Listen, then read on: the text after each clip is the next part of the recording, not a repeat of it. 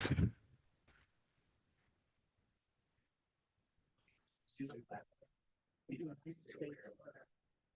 the republic for which it stands, one nation, under God, indivisible, with liberty and justice for all.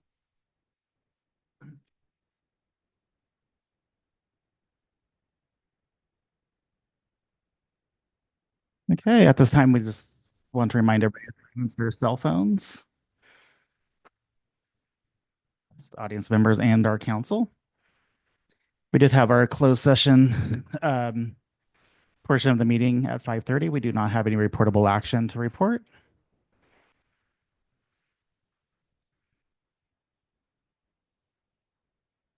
Okay, at this time, I'll do roll call. Councilman Clare? Here. Councilman Davis? Here. Councilman Baker? Councilman McCoy? Here. And Mayor Middleton is here. All right. Item number 6 is the approval of agenda. As presented, do I have a motion to approve the agenda? As presented, I have a motion for Councilman McCoy and a second from Councilman Baker. I'll do roll call. Councilman Clare? Yes. Councilman Davis? Yes. Councilman Baker? Councilman McCoy? Yes. Mayor Middleton, yes. So motion passes 5-0 to approve the agenda.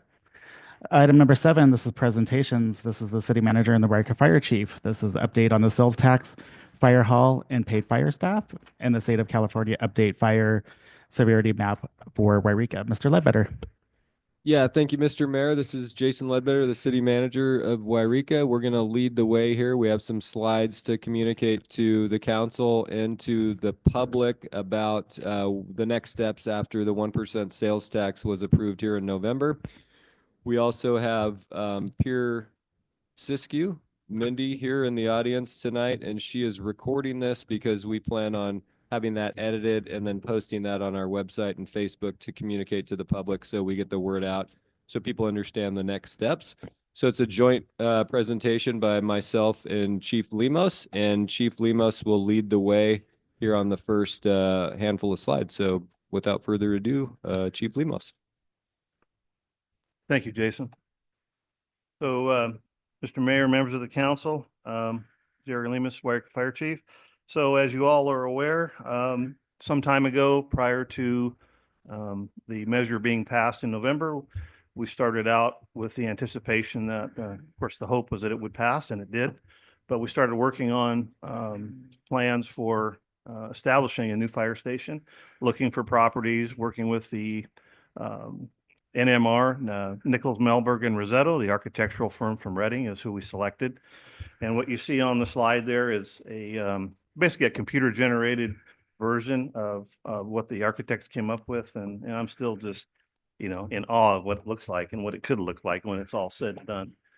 So at this point, we have the hopes of finishing up some final modifications to the plans, but this is basically what it would look like if we could start building today, and hopefully within a couple of years it would be completed. So we're well on our way ahead of the curve. Instead of starting, once we knew that the measure passed, we were already ready to go, hit the ground running when that happened. So that should eliminate some of the need for, additional time to complete the project. So yeah, it looks very nice. So next slide. So the site selection process, took quite a while, but we narrowed it down to a couple of sites, and we're currently working on finalizing the latest one, 915 South Main Street, the former Shop Smart or Price Less Food. It's been my favorite from day one.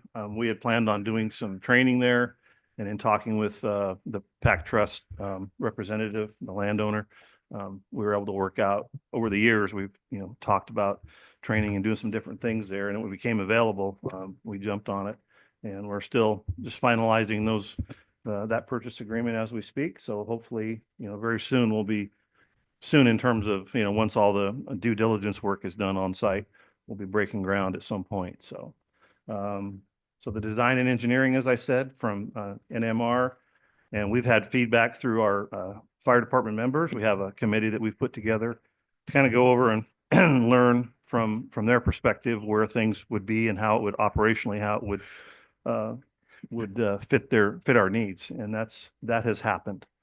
So in addition, we've been working on, this will happen sooner than the fire station completion, but paid staff. And that has been, Mr. John Elsnab has been very helpful in getting job descriptions lined out, and also the application process, prior to putting it out to the public. So salary schedules along with that, and determining, who's going to be on the hiring interview panels. So we're in good shape right now for that to start in a few months, and hopefully by mid-year we'll have some people hired. Next slide. So again, this is just another shot from what essentially would be across the street, maybe the county building or the museum, that, how that would look from that particular view. So as you see, it's a very handsome building, and I'm looking forward to, moving forward and getting this thing off the ground and having it be the focal point for Yreka. Next slide, if there is one. So again, this would be the rear of the building, kind of showing that smaller gray colored building there would be kind of where the barracks would be.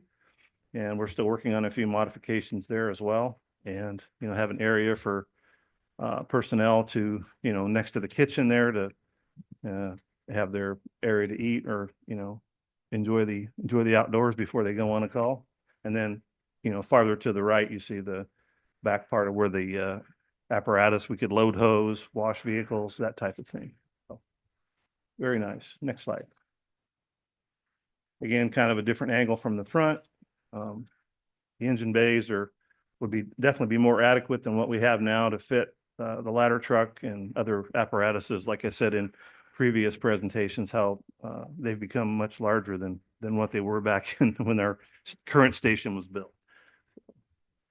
Yeah, and I can't say anything negative. We haven't really made that many changes, except for doing a mirror image from where we had it on the north side. The engine bays are now on the south side to not interfere with certain traffic flow. So next slide.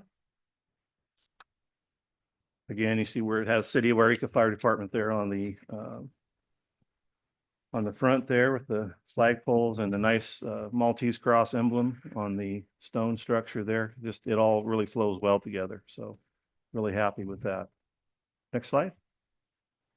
And again, more of an aerial shot from the back of the station.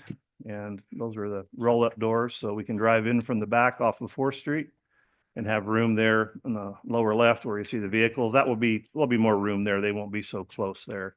And then we'll be able to swing around to the right there where you see the edge of the tree, and then have access to the front. So there's a lot of change, a lot of grading will have to be done in certain areas to accommodate that drop in elevation from 4th Street down to the station. So next slide. Okay, so that completes my portion, and I'll turn it over to Jason. Thank you, Chief. Yeah, thank you, Chief Lemus. Once again, this is Jason Ledbetter, the city manager. And so ultimately, as Chief Lemus expressed his gratitude, I just want to reiterate that gratitude, that we are both very grateful that the community has basically voted to approve the 1% sales tax initiative. And now I just want to kind of give a deeper understanding of the steps that are happening behind the scenes. When does this go into effect? So the implementation date for this sales tax starts on April 1st, 2025. So the state of California is already engaging the local businesses to have the sales tax alteration take place on that date. We should not expect to see, this is from the state of California, we should not expect to see any of this new revenue dispersed to the city of Yreka until after July 1st of 2025. The tax is projected to bring in roughly $2.4 million annually. And the projects that we plan on funding here are paid fire staff and a new fire hall that is currently being developed, as you can see from the imagery within the slideshow that we're showing here tonight. Next slide, please. And so what are the timelines for these key events here for the city of Yreka? So For the new fire hall, we're currently under property negotiations with the folks that own the Shop Smart site, or what we commonly refer to as the Shop Smart or Old Safeway site here on Main Street in town. What has to happen regardless of that site, if we chose a different site, we need to do what's called an ESA phase 1. So we need to check out the environment here. We need to know if there's been any level of contamination. And so that's really just going back to the property owner. That's filling out a form, having them fill out that questionnaire, which would have us start the process to identify, do we need to do some sampling? We're anticipating that more than likely phase 1 will lead to phase 2, which would be sampling. And we have some rough time frames here. So we consider phase 1 should take us about 4 to 6 weeks. Phase 2 of the actual sampling. So some of the things that you would find in an older building would be lead paint and asbestos. Those are very common things, and we would assume they would be on this site as well. And they would take into the lab and they would be tested. And then ultimately there would be a demolition plan for those particular items so that when the rest of the building got demoed, people were not at risk of getting sick from that environmental contamination. And then another big one, especially for this site that we're looking at, is the geotechnical soil analysis. So we are building a very heavy building. We need to make sure, especially in a community like ours, where there's a number of mine shafts that run all over the city, we need to make sure that the soil is stable and can take the building itself. And so we expect that to take about 3 to 4 weeks. Now, this portion is extremely important because it gets built into the property agreement. And so we will be bringing on the 18th of this month contracts for city council to vote on whether or not they want us to move forward on the quotes we have for the people that will be doing, the consulting firms that would be doing this work. We also have bond counsel, Cameron Wiest. We just spoke about this at the finance committee meeting earlier this week. And so we are looking at a long-term financial planning document for the general fund. And we want to know how this tax revenue is going to affect our current general fund combined with these projects that we want to fund, paid fire staff and a new fire hall. We want to have a long-term financial document that everybody understands, the city council, the staff, and the public, so that we work that financial plan because ultimately we can expect the cost of construction to continue to increase. Really, every day that goes by, CPI just drives construction costs higher. And then through that process, Cameron Wiest will be working with USDA to really ideally, our ideal loan would be through USDA on a 40-year term. And so ultimately, we hope that the financial planning and the loan term coincide sometime around July, where we would be coming back to you guys with those documents. And I'm giving you some perfect world scenarios. So we would gain site control in the year 2025. That's our goal. We think that we're definitely going to hit that. And then moving into next season, we would have demolition and grading in 2026, and that would lead to construction in 2027 on this side. On the paid fire staff side, Chief Lemos mentioned this. HR Director John Elsnab has been just incredible with this project, so he's already started the job descriptions. He's working with CHW, our attorney firm here, on an update to the Fire Municipal Code.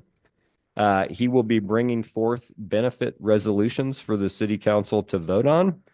We are exploring the opportunity to possibly subsidize some of this staffing that we're bringing on, these 6 paid firefighters and 1 administrative tech that would help oversee grant applications, training, really support Chief Lemos with administration and oversee scheduling and payroll, really. We're looking at utilizing the SAFER grant if the timing works out so we can subsidize some of this new paid fire staff. And we plan on doing interviews for new paid fire staff this May, so just in a couple months from now, with the hypothetical start date of July of 2025 to coincide with the fiscal year calendar start date when we can anticipate the funding would be coming in and we would be able to cover those costs. So Chief Lemos and I are definitely available if anybody would like to ask questions. And then after this presentation, this will lead to Chief Lemos and the high fire severity map will be the second special presentation this evening. So thank you. Thank you, Mr. Ledbetter.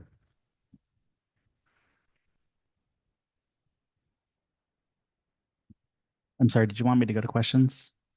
Really, Is if that the what you said? council had questions, Okay. we're more than willing to answer them. If not, Chief Lemos does have a secondary fire hazard severity zones presentation to supply the council and the public.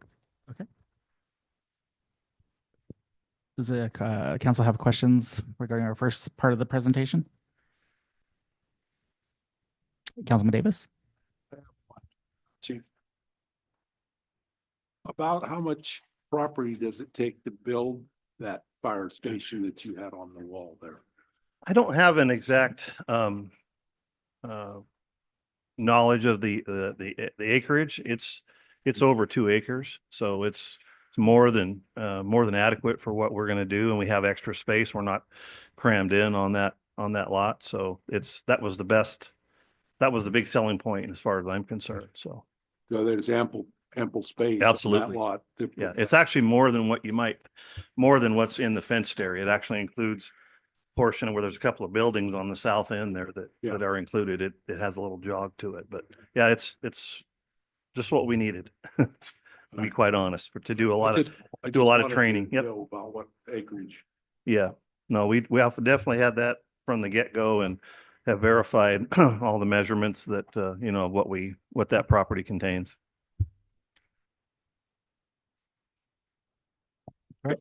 I had one more question. So when we start hiring paid personnel, we're going to make sure that we have finances coming in from the sales tax before we put them to work. Is that correct?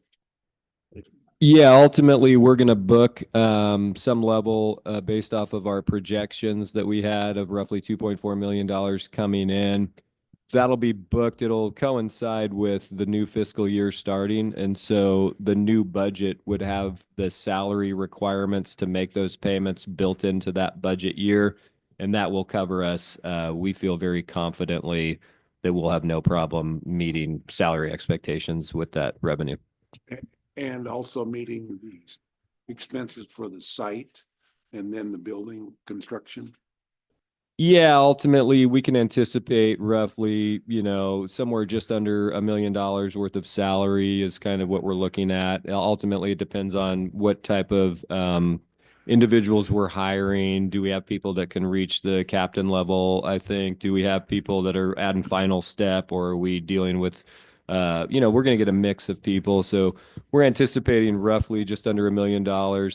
And then, which leaves obviously, 1.4 left over. That's plenty of money to our understanding for site control, and the work that needs to get done, leading to demolition and grading. And then ultimately, we would anticipate going into 27 that we would have that USDA loan that we would then start debt servicing that excess money with, and then still have the secured salary monies. But ultimately, you raise a good point, Councilmember Davis. Money is what keeps me up at night and the concern over it. So Yeah, we're going to be have it before you spend it, right? absolutely. So Cameron Wiest in the long-term financial modeling is going to be extremely important for us moving forward, so that we are confident in our plan. I guess, Mr. Mayor, my point here is that inflation is about 3% per year. So if the site the station costs us 20 million, it goes up about 3% cost every year. So I think getting that site going and fit ready for construction saves us more money than having the staff first. Just a thought. All right. Thank you, Councilman Davis. Any other questions? Council? All right. We'll go on to the second portion of your presentation, which is not as exciting. Not as exciting. Thank you, Mr. Mayor. Again, members of the council. So recently, the governor of California passed an executive order that expedited the whole process for sending out the maps to the local responsibility area. The state has been working on fire hazard severity zones for quite some time at the state level. So we're bound by the city limits. So everything outside of that, that is not incorporated, they have responsibility for unless there's a fire district or something of that nature that has jurisdictional responsibility for that land. So state lands have already been, fallen under this. So next slide. So I'll kind of get into this, and this is going to be basically a cursory, rough kind of a presentation. So we give you some insight into what's going on and what the requirements will be. So what is a fire hazard severity zone? The Public Resources Code 4202 requires the state fire marshal to classify lands within the SRA or state responsibility area into fire hazard severity zones. Those zones are based on fuel loading, slope, fire weather, including winds, which would, as we all know, that's what creates some dangerous fire spread potentially. And then those zones are classified into moderate, high, and very high fire hazard severity zones. So that's why you'll see on the map you have in front of you why there's 3 different colors, and the legend explains that. Next slide. So what did the zones measure? This was kind of confusing to me at first, is what are we actually measuring? So the maps that are shown, they're measuring hazard, the hazard of that is there with those criteria of fuel loading, slope, things of that nature. It's based on physical conditions that create likelihood and expected fire behavior over a 30 to 50 year period, and that's in their model, without considering mitigation measures such as home hardening, which is like changing your wood siding or some other flammable siding or combustible siding to a fiber cement, something of that nature, something that is non-combustible. And then they don't take into account recent wildfire or fuel reduction efforts. It's just based on what they see around that zone, what could impact that zone.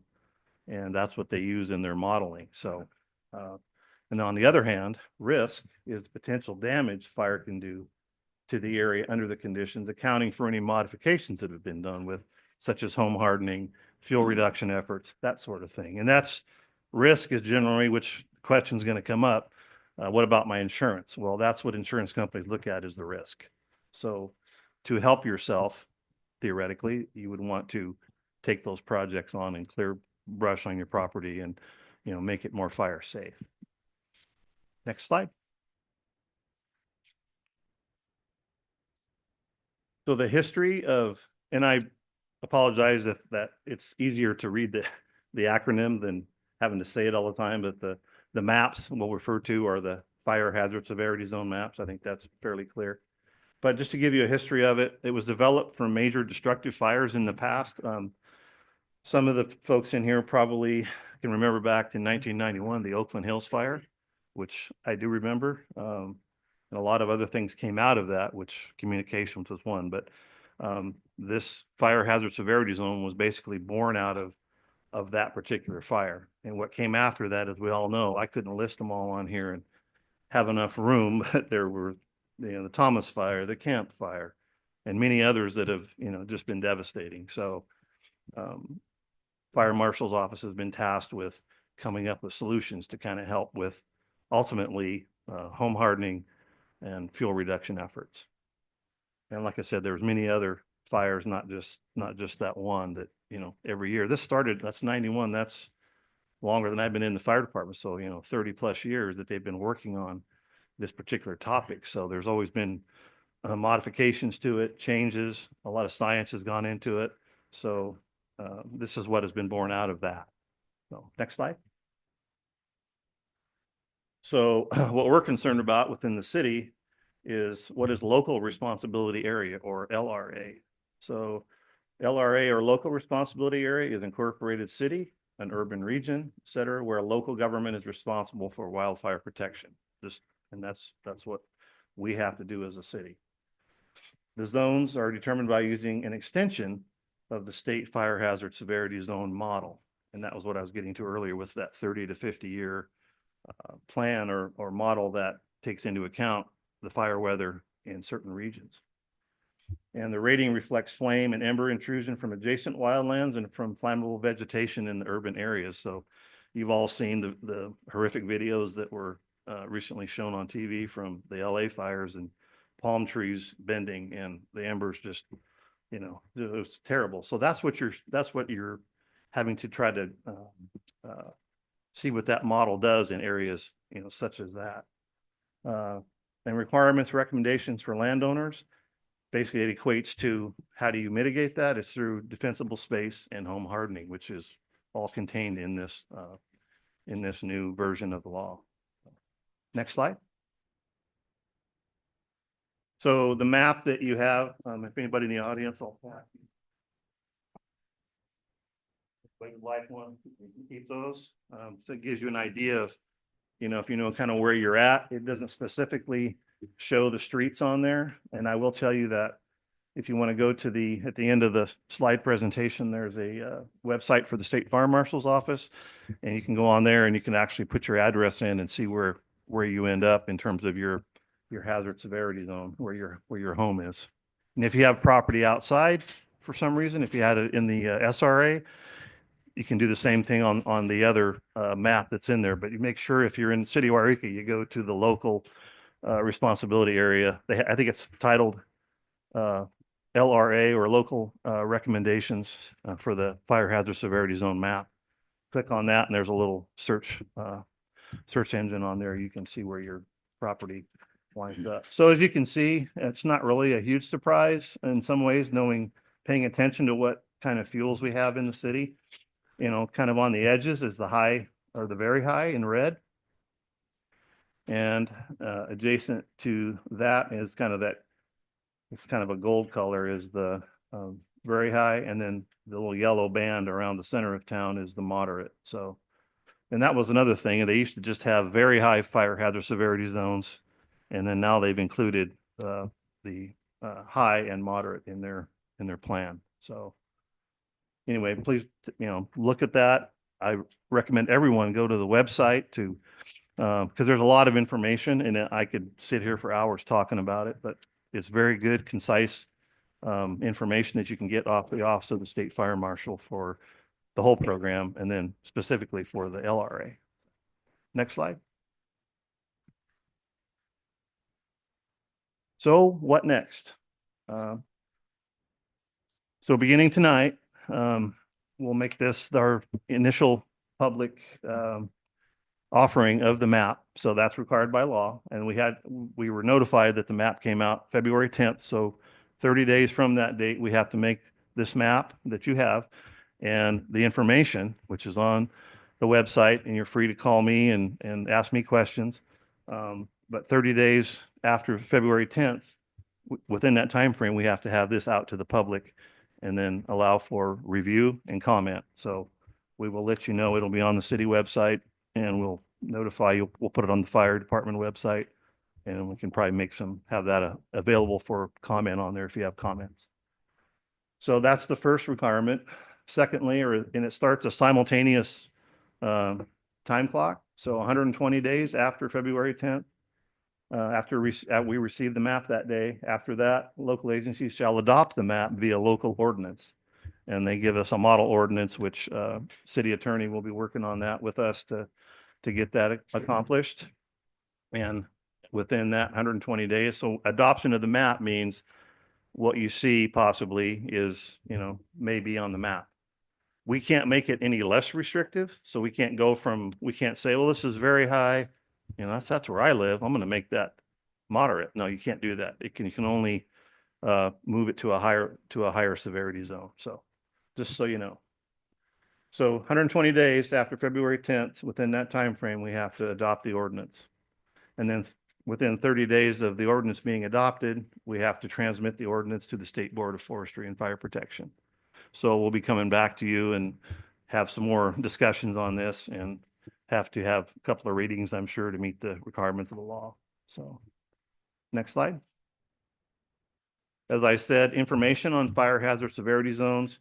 You can go to Office of State Fire Marshal and then, you know, what you see on the slideshow there. And if you guys, I don't think you wrote it on the map there, but again, feel free to, you know, give me a call. If I'm not at the station, you can leave a message. And obviously my phone number is on my business cards and all that. A lot of you probably already have those, but anyway, I'll answer any questions if you have any, council. Try to. All right. Thank you, Chief. Any questions from the council for Chief Lemus? Can I just make a quick Sure. statement, Mayor? Ms. Yeah, Ledbetter? thank you, City Manager Jason Ledbetter. Again, I just want to reiterate what Chief Lemos stated, that this map will be available in City Hall if somebody would like to come review it. And it will be on, just as Chief Lemos stated, it will be on the website. And then the plan at the moment is that either the next meeting in March, we'll have the ordinance for you for review, or possibly the first meeting in April. Thank you. Thank you, Mr. Ledbetter. Right, council questions for Chief Lemus?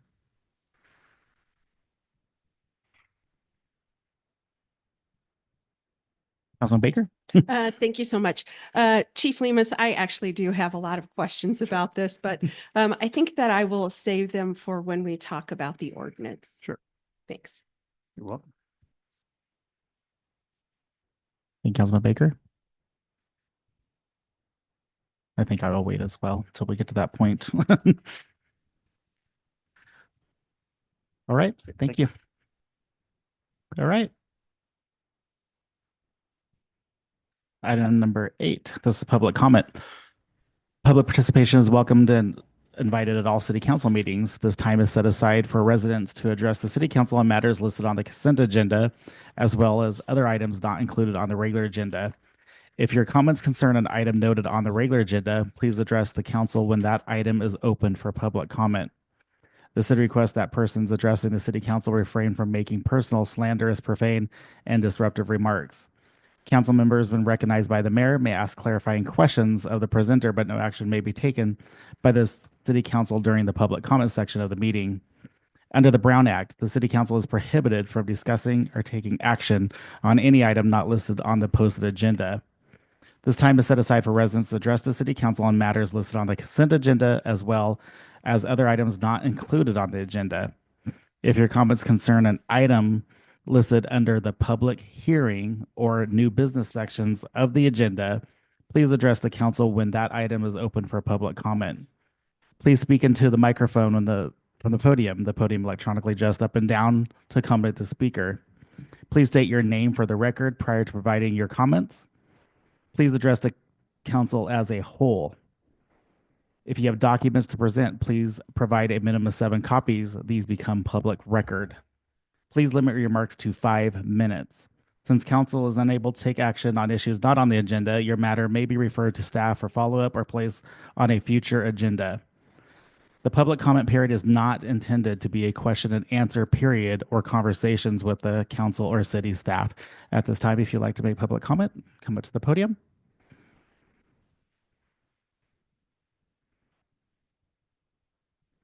Good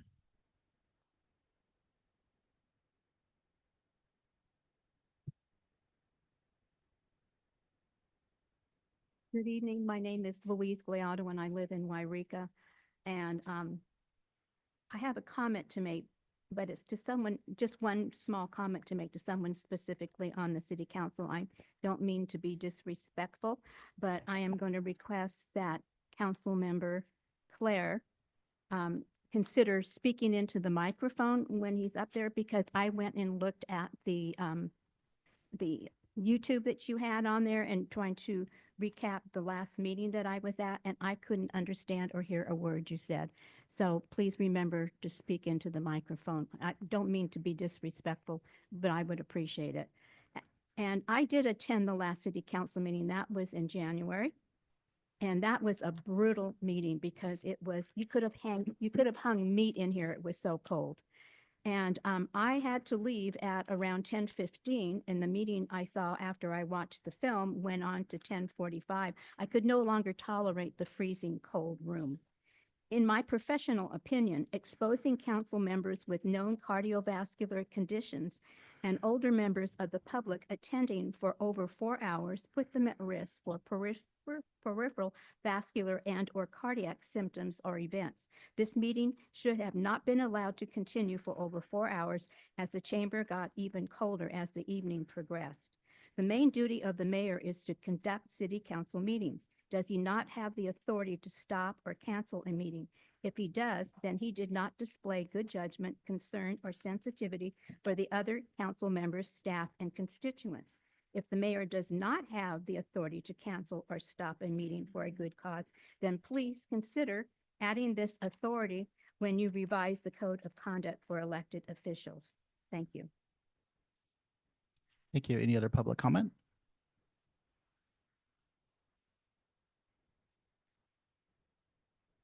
All right.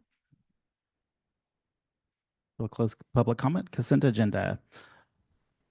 All matters listed on the consent agenda are considered routine and non-controversial and will be enacted by one motion unless any member of the council wishes to remove an item for discussion. A, approval ratification of payments issued from January 12th, 2025 through January 25th, 2025.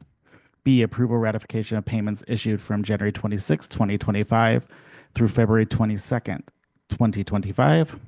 C, cash balances budget to actual fiscal performances reports for October 2024. D, cash balances budget to actual and fiscal performance reports for November 2024. E, approval of minutes of the regular meeting held on January 21st, 2025. F, approval of minutes of the special meeting held February 26, 2025. G, approval of the appointment of Juan Ramos to the Yreka Volunteer Fire Department. H, approval of resolution 2025-05 of the City Council of the City of Yreka authorizing the city manager to recruit for the position of a fiscal and administrative technician. I, motion to direct city manager to approve requested fee waivers, overnight camping, and hanging of an event banner along downtown Minor Street for the Siskiyou Scenic Bicycle Tour and Greenhorn Gravel Grinder event. The recommended city council action before you is the motion to adopt the consent agenda of the city council of the city of Yreka as presented. What are the wishes of the council? This is Councilman McCoy. I move that for a motion to adopt the consent agenda of the city council of the city of Yreka as presented. I have a motion from Councilman McCoy to approve I'll second. and a second from Councilman Clare. We'll do a roll call. Councilman Clare, Yes. Councilman Davis, Councilman Davis. Yes. Okay. I have a question before, Okay. when you finish, please. Does it have? Okay. That has to do with this, but I want, to be when you finish. Okay. Well, we can't change anything, but you can ask the question. Councilman Baker, Yes. Councilman McCoy, Yes. Councilman Middleton. The motion passes 5-0. So what are the question? Yeah, it was about the early part of our meeting. It said, approve the agenda. So if we are going to remove an item on the consent agenda, is that the time that we do it? Good question. It's at a point, correct? The consent agenda is two different. Yeah, I think that let's defer to Mr. Jared, the city attorney, but my take would be no, that you would approve the agenda, and then ultimately, if you wanted to just pull an item off of consent, you would wait till we got to the consent calendar. Or it'd be interesting to hear from Mr. Jared if maybe it's a better time during that approval that you make the request to pull items off consent. So if Mr. Jared's available to answer that question, that's a great question. Good evening, Mr. Jared. Did you hear the question? Yes, I tend to agree with Jason, and good evening, Mr. Mayor, members of the council. I tend to agree with what Mr. Ledbetter just said. The one exception to that would be if the room was packed with every kid who plays soccer and their family members about an item on consent. And this has actually happened to me on one occasion. We amended the agenda at that beginning of the meeting, did not wait to the consent calendar to pull that item. We took that item as the very first thing. So there, as a general rule, I would agree. To pull something from consent, you just wait to the consent calendar. But there would be those times where you might have to act to reorder the agenda if something were on consent and you really wanted to move it forward. All right. Thank you, Mr. Jared. All right. Thank you, Mr. Jordan. All right. Thank you. All right. Okay. This is item number 10. This is a public hearing. We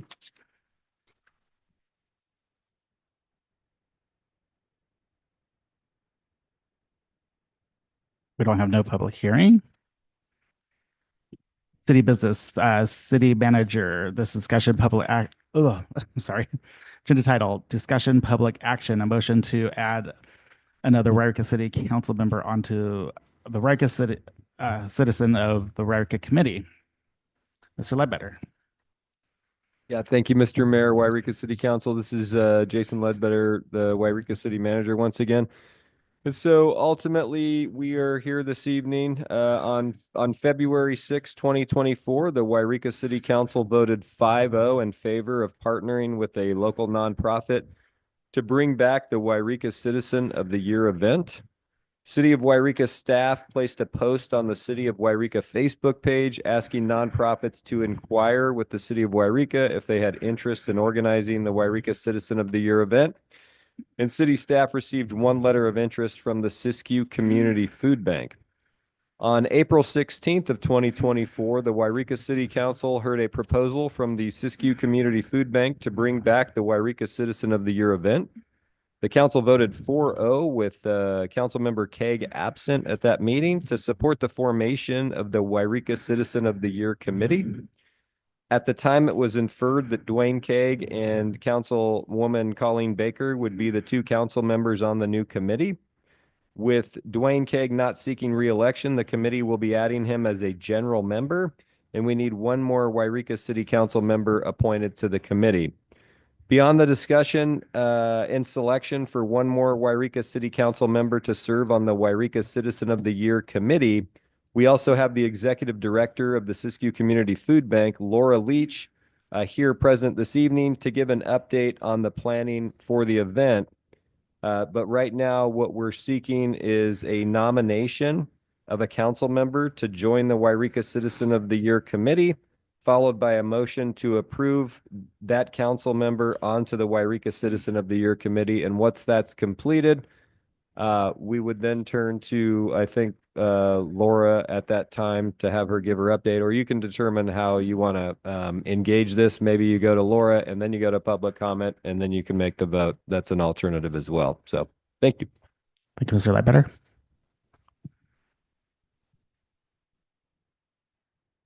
Do you want to hear from Laura first, council members? Would that be okay? Sure. Okay. Laura, you want, yeah, come on down.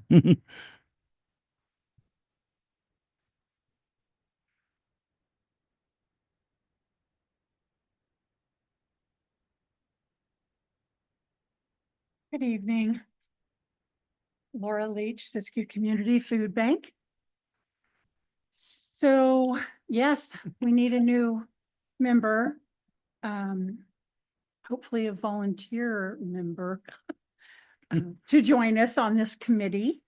We'd like to move forward as soon as possible because we're going for the 2024 Citizen of the Year. And so we would like to hop on this quickly and get it going. So we can't do that without our second council member. So, and in the meantime, I have done research, which I was asked to do by the council members. And so I did go back, I think I got back to 2009 and found several of the annual Citizen of the Year Award banquets, and they didn't have quite as many categories as we had thought, but we can, as a new committee, do whatever we'd like to set and agree on. So I'm ready, willing, and able. Great. Thank you. And Councilman Baker, you're currently the other member, correct? Yes. Okay.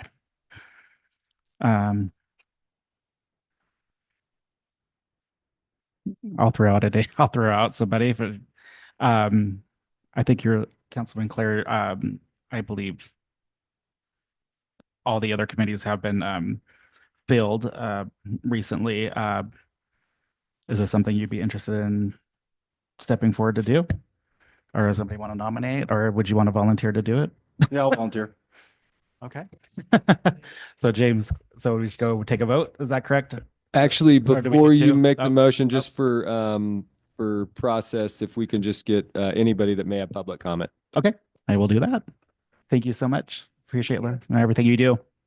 Okay, so we have public comment for appointing the new member for the Citizen of the Year.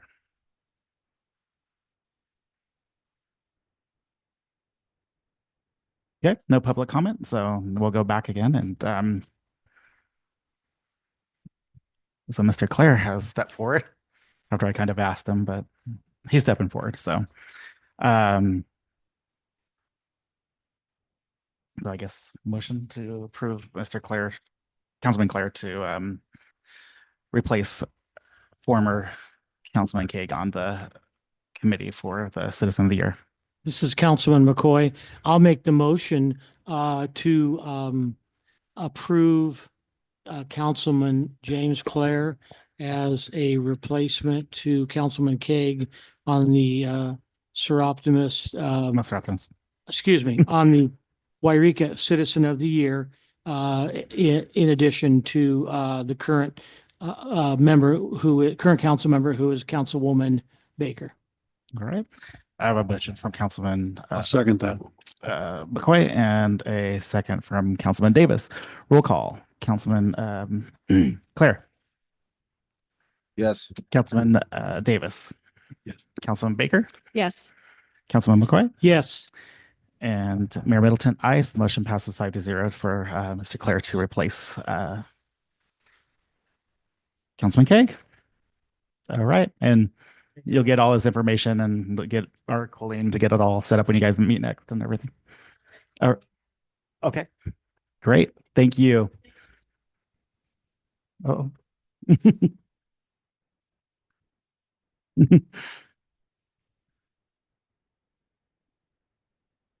Okay, the city manager, this is 11B. This is discussion and direction on proposed design for replacing Ringy Pool. Thank you, Mr. Mayor and Yreka City Council. Once again, Jason Ledbetter, the city manager for the city of Yreka. So very exciting this evening to unveil the design that we have created here for Ringy Pool. I have a lot of background and a lot of information though before we get to that point. We also have Devin Carter on the line from the architect firm NMR, who we've been working with on the design. And he will be fielding questions this evening from the council and the public. And ultimately tonight, there's no rush. We do have a presentation that has a design that we feel pretty confident in. But at the same time, this is a very pivotal step. We want consensus. And if that takes multiple meetings, we're willing to come back and make alterations as you guys see fit. And ultimately, that's what we're seeking here this evening, is to get your feedback. We want as many comments as we can get to make sure that we finalize this step and move forward confidently that we have a design that we're all happy with. So I'm going to go back in time here, though, first. So in 2017, the infrastructure at Ringy Pool failed, and the pool was no longer accessible to the public. A facility condition report was drafted in 2018 by a third party that stated the cost to replace was nearly identical as the cost to fix Ringy Pool. The community and city council engaged public input with multiple community workshops to develop a grant application to replace Ringy Pool. It's about the same time in 2018 that I moved here, and I had members of the community knocking on my door. There was a huge push. There was a lot of public workshops. I think 11 of them, most of them took place at Ringy Park. And there was a lot of community involvement in trying to rectify this broken pool.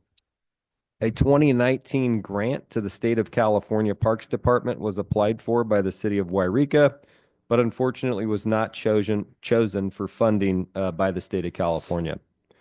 An alternative grant proposal from the community for a different location on Foothill Boulevard was then submitted. This project did, in fact, receive the $8.5 million in grant funding in December of 2021 from the California Parks Department, but was eventually sent back to the state after discussion at City Council concerning the cost of the project and the concern of not having engineered plans and a cost estimate in order to move forward, a critical first step in all publicly funded projects. At the January 3rd, 2023 Yreka City Council meeting, the Yreka City Council voted to move forward on funding a 95% completion study for preliminary design and engineering of the Ringy Pool complex, not to exceed a total of $750,000. After the competitive bid process on a request for proposal, commonly referred to as an RFP, Nichols, Melberg, and Rosetto entered into contract with the city of Yreka.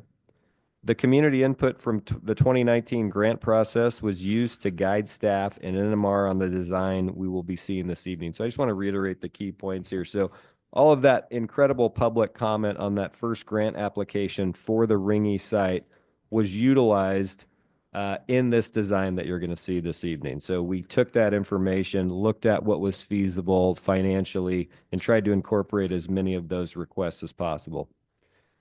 This evening, staff is requesting the Yreka City Council review the proposed design for replacing Ringy Pool, take public input from the citizens of Yreka on any alterations that the council deems imperative to be made, review the cost of those alterations with NMR this evening, or if the alterations require, have them brought back at a future meeting for possible approval.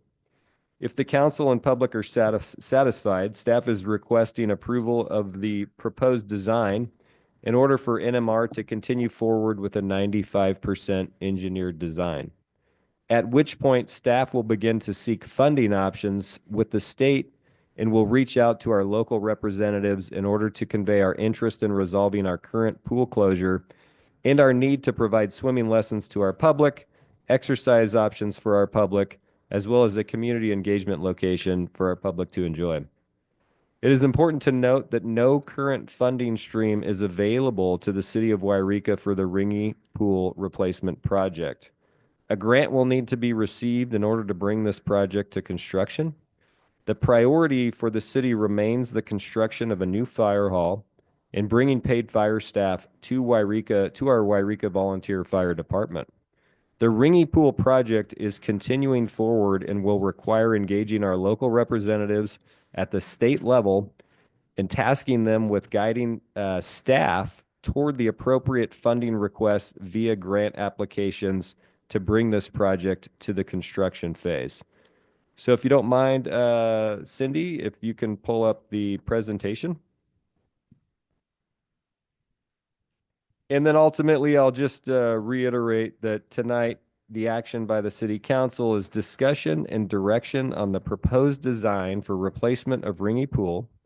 If necessary, alterations can be made to the design and brought back at a future City Council meeting to review the proposed changes to the design and cost of the project.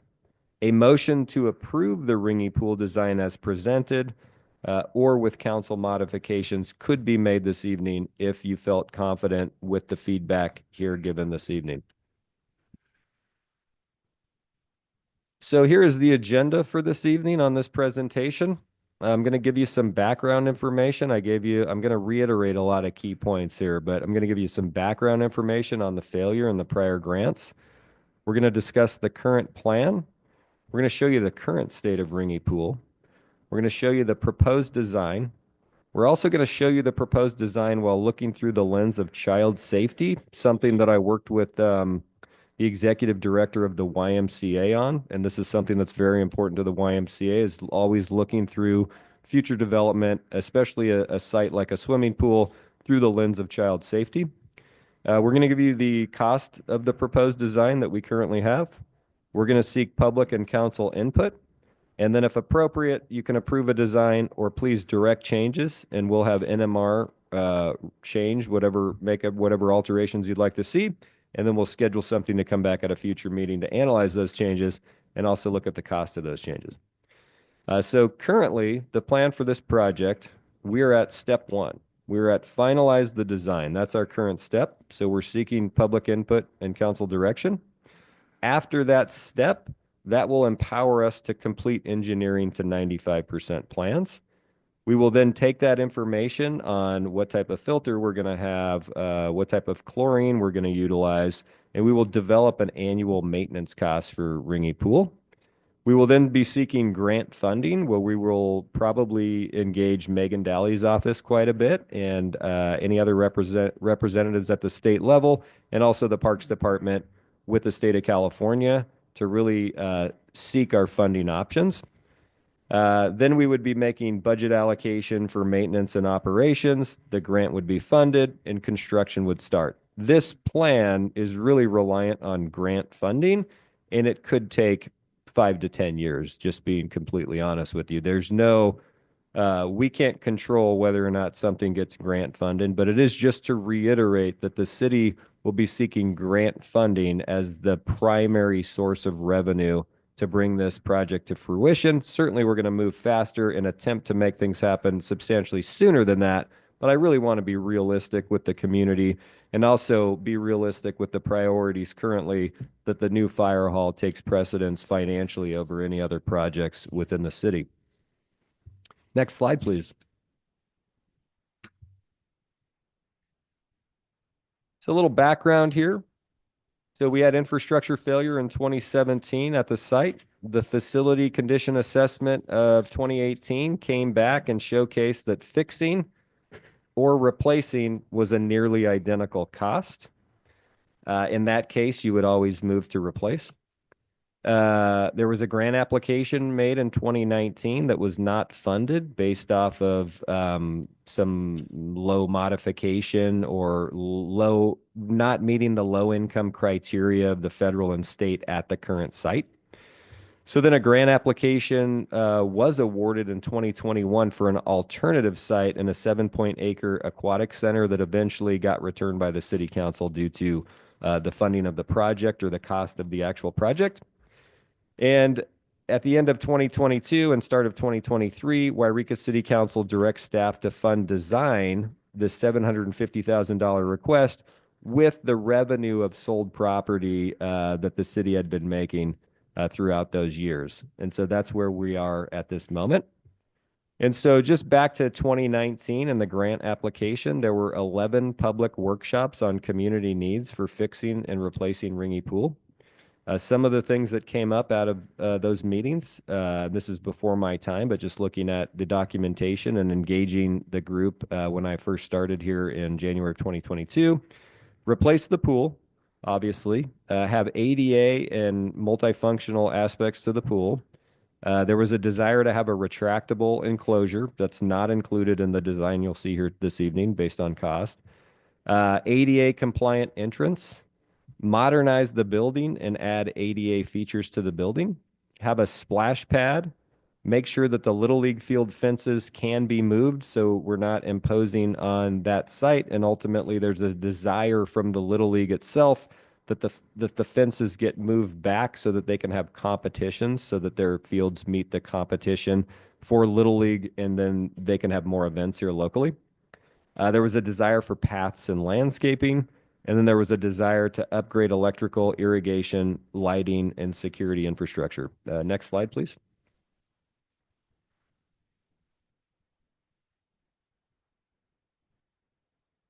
So again, the current step that we are on is finalize the design. We want your public input. We need council direction. From that point, we would go on, after we reach that milestone, we'll go on to complete the engineering. We'll develop the annual maintenance costs. We'll seek grant funding. We'll receive the funded grant. We'll budget allocation for maintenance and operations, and then we will start construction. So the city of Yreka currently owns a broken pool, which the public and council have made clear they want fixed rather than abated. That's your other option, is to not seek a fix of the pool and direct staff to remove the pool house and the pool itself and just have more park at that location. That is not the direction we currently have. The direction is an interest in replacing the pool. The city of Yreka does not have funding for fixing Ringy Pool. I just want to make that very clear. There is no funding set aside for Ringy Pool at this moment, so it would require a grant. The city of Yreka has commitments that prioritize other projects above Ringy Pool. City staff will be working with our state representative to help engage the state departments for possible grant funding options. So we'd like to utilize our representatives and really put them to action to deliver us some options for grant funding. The path forward will require a grant. This step will be explored once a firm design is approved by the council. And as I stated before, I want to be very realistic here, as this pathway may take years to facilitate based off of needing funding from the state itself. Next slide. So if we kind of don't remember, this is the current state of things, over the last few years of what Ringy is currently looking like. Next slide. So obviously the space is secured. We do have folks, unfortunately, locals will vandalize or attempt to break into this site. So it is on some level a nuisance, to be completely honest with you. But ultimately we're just showcasing so that we're remembering folks that maybe don't live over in this location, just what this site currently looks like. Next slide. All right, thank you, Cindy, and we'll move on to the next slide, and I'm going to introduce Devin Carter here in a moment. But first and foremost, before Devin kind of walks you through these images and then some of the overhead schematics, I just want to reiterate that we hired Nichols, Melberg, and Rosetto, along with the Aquatic Design Group via RFP for design and engineering. The prior community workshop info was reviewed and implemented as appropriate. And the style is really interesting. There's so many really incredible architecture styles here in Yreka. My two favorites, Art Deco and then ultimately mid-century modern. And so the style of the neighborhood itself over here on Knapp Street in Ringy is post-World War II mid-century design. And so we've tried to incorporate that style into a really fresh and modern look. But we're willing to take any level of feedback. You're not going to offend us. We want to make sure that the public is getting exactly what they want. So this is a very imperative step. Without further ado, I'm going to kick it over to Devin Carter from NMR to walk through a multitude of the last steps until we get to the last slide. Thank you. Howdy, can you guys hear me okay? Yes, good evening. Good evening. Hi, Devin Carter. Thank you, Mayor, council members, and the community. Like I said, my name's Devin Carter. I'm an architect here at Nichols Melberg Rosetto, one of the principal architects. And just a quick overview on our firm. We've got 75 employees, 4 offices. Our main offices here in Reading, and we're super thankful for the opportunity to be working in Yreka on an assortment of projects. And I'm homegrown here in Shasta County. Sorry I couldn't make it up tonight. I actually drove up for the last meeting, had the excitement of getting stuck in the snow and banging on the door and nobody was there. So got a nice day up in the snow. But anyways, I just wanted to just point out that I'm from a small community here in Reading, and I know the importance of a community pool. I've been blessed to be able to have our family grow up right across the street from our community pool. And if I could jump to the next slide, and I'm going to kind of go through a few of these images, and feel free to jump in if there's any questions. So next slide. Yeah. So I'd say the biggest change or approach to the way that we've laid the building out on the site is the orientation to the entry. The majority of the parking is just to the east, and we've oriented the entry to face the east. So there's an entry sequence of stairs and an accessible ramp that gets you up to the main entry, which you see there in that image. Next. This jumps to the inside of the pool. You're seeing, the restrooms and pool house in the back, showers. There's some covered area and some pool features. I'll kind of get into it once we get into the floor plan a little bit. Next. This image kind of showcases that splash kid zone area. It's a zero entry pool. It's got a overhead water feature and then also some jets on the sides. There's also covered area in the back. And I think one of the nice things we've done with the design is incorporate a little bit of grass. So there's outdoor area where you want to lay out with a bench or a chair or a towel, you can. Next. So this image is kind of an overview of the whole site. You'll see it's a little cut off here, at least from my perspective, but Knapp Street is directly to the north, and we've have an access point off of Knapp for accessible parking and entrance from there. But since the majority of the parking is just to the east, we have a direct link and accessible path there. And then, oh, I guess I'm kind of off cue here. This is child safety. So one of the key things you see with this plan is that we really wanted to make sure it was an open plan and it was safe and designed for families and children. So a few of those features that I think are listed, I can't see it, but I think they're listed on here, are external restrooms, single occupancy restrooms. We have outdoor showers, outdoor locker area, the visibility from all angles across the pool. You have visibility to all of those parts of the building. We have accessible zero entry path into the pool.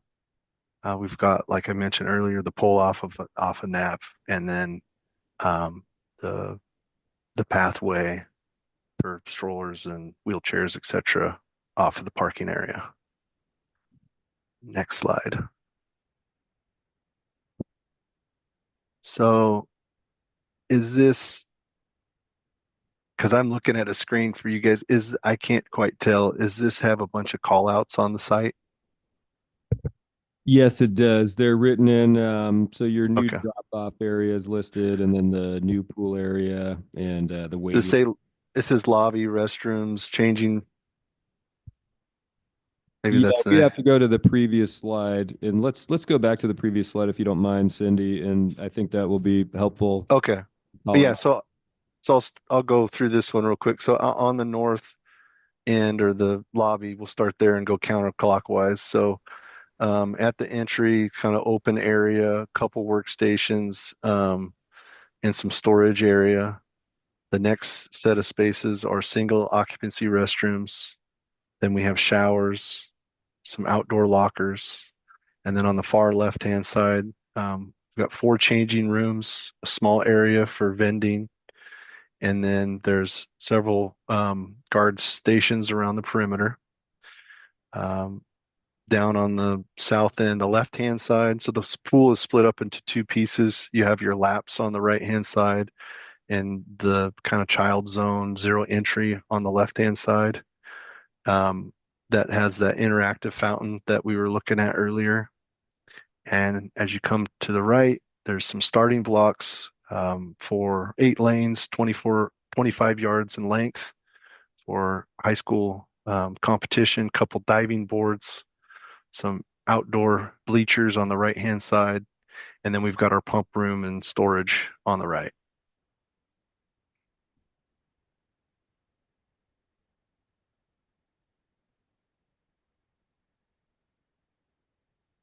And because I don't have this slide, Jason, do you want to, I'm not sure what it says on there. If you'd like to speak to this one, please. Yeah, no problem. Oops, sorry, no problem. So really just reiterating, as you can see on the north side here, that's the pull in off of Knapp Street. So that was a safety feature to keep kids off of maybe darting out into Knapp Street when they're waiting for a parent to pick them up. Or if we have an ADA requirement, we would prefer that they had really easy access on that location rather than parking in the normal parking lot. But we did try to reorient this so that most people are coming in from the parking lot. I think that was a big request. On the last go around in 2019, And so that people weren't loitering on the sidewalk, because it becomes rather dangerous when young kids are on the sidewalk on that street. It's extremely external, and so there's no reason to take a shower at the pool if you're not wearing your bathing suit. That is really the point. And so really, you think about walking into this location, you come through either the office or the main gate. You sit down with your child, and you can watch your child go into an individual changing room while no one else would be in there with that person. They can then go put their clothes or put their things away in a locker that you would be able to see them. You could be sitting on the other side of the facility. They can then take a shower before they entered into the pool, and you would have eyes on them. And then there's restrooms that have the external entrance, and they're single person restrooms. And so ultimately, just really limiting the ability for children to be alone with someone that they're not familiar with. And so that makes it a lot easier. You'll notice that in the 50s and 60s, that's the majority of pools that are still in operation here in Siskiyou County. And there was just a different approach at that time, but we really feel like this is the correct approach in this era. And then ultimately, you'll see in the parking lot itself is that we have a loading dock, which you can take a pallet off of if you back a truck up from. And if we haven't yet determined what type of chlorine we want to use here, but we have our storage facility there and our pump room on that side. We're really trying to showcase and reorient back to the park and not to the parking lot itself. And so you'll notice that the view is really focused more on the park and not on the parking lot to where people commonly park for the football field. There's multiple covered areas. Really, the caveat for competition moving forward, it's 8-lane, 25-yard, which is we worked with some local folks that used to be a part of Splash on that to make sure that we were facilitating the future use of this by hopefully some organization that will have swim events here, and we'll have competition swimming again with children. And then we have that waiting area. That was a compromise, in our opinion. We originally started out with putting a splash pad externally at Ringy Park, and that just didn't really make a lot of sense. And then we thought, well, let's bring it into the fence, because I really am fearful of vandalizing. And then it just turned into working with Devin, that they had this really wonderful idea of a beach access side with a waiting area. And the pools are connected ultimately to save on the cost of filtration and pumping. And I think that really covers it on that slide. And we'll go on to the next slide, which will have costs, Devin. So we've broken this up into three pieces: site work, the building, and the pool. And we've got site work at 3.9 million, the building 4.2, and the pool is around 4.7 for a total of $12.8 million. And this budget is fully burdened with the general contractor, overhead markup, bonds, etc. Also includes some contingency for unknowns during construction. And that's kind of where we're at. Yeah, next slide, Cindy. I'll take this last one, and this is just a reiteration. And forgive me, I know I'm mentioning the same stuff multiple times, but I talk about this stuff all the time, so it's very normal for me, and I just want to continue to talk about it because it'll normalize it for everybody here. And that is, we're at this current step of finalizing the design. We are really seeking obvious public input and council input this evening, because after we are completed on that input, we will then go complete engineering, which will prepare us to go seek grant funding at that time, because we will have a known dollar value that we are seeking. And then ultimately, we're very cognizant over maintenance costs and developing an annual maintenance cost binder with whatever decisions are made from the pumps that are going in here, the filter, just really being realistic over maintenance moving forward. And then ultimately, once we get grant funded, we would move into construction at that point. And I won't reiterate the other aspects of this current slide.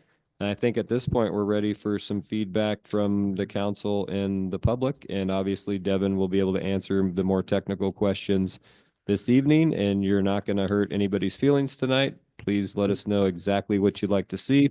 If it takes multiple meetings, that's not a problem. This is a very important step so that we can move forward seeking the grant funding. Thank you. Thank you, Mr. Ledbetter. Thank you, Devin, as well, for all your work so far. So I'll go to council for any questions or comments for Mr. Ledbetter or Devin that's on the Zoom. Or comments, questions? Councilman Clare. Yeah, just maybe I missed this, but so as far as the funding that we discussed or you brought up, have we identified any grant funding yet for this at all? Or is that when we get with the state representatives, they kind of guide us down to the appropriate grants? During when I first started here and I really investigated the grant that we had, it would be from what they commonly call OGALs, but it's the State Parks and Recs Department. That's the most logical location that we would be seeking grant funding.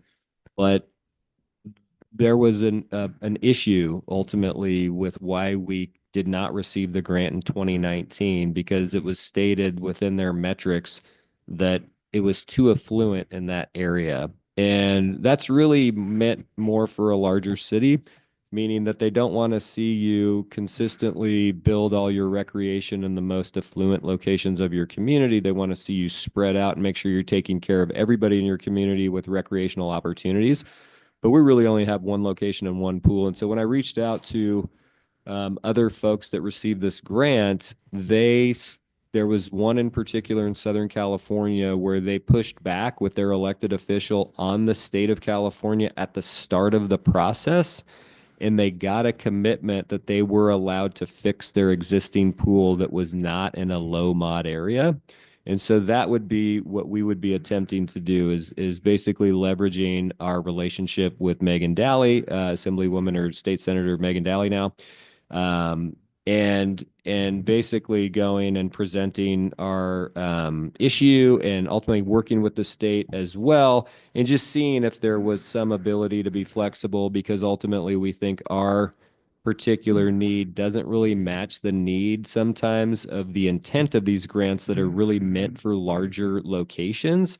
And that common sense really should prevail here, that it wouldn't make sense to go build a pool in another location where very small, like literally size-wise, small community, and that ultimately we want to fix the current location. So that would be the process. Step one, we would engage Megan's office, Megan Daly's office. We would also engage the state of California Parks Department to get clarification if the grants that they're currently funding still have that metric in them.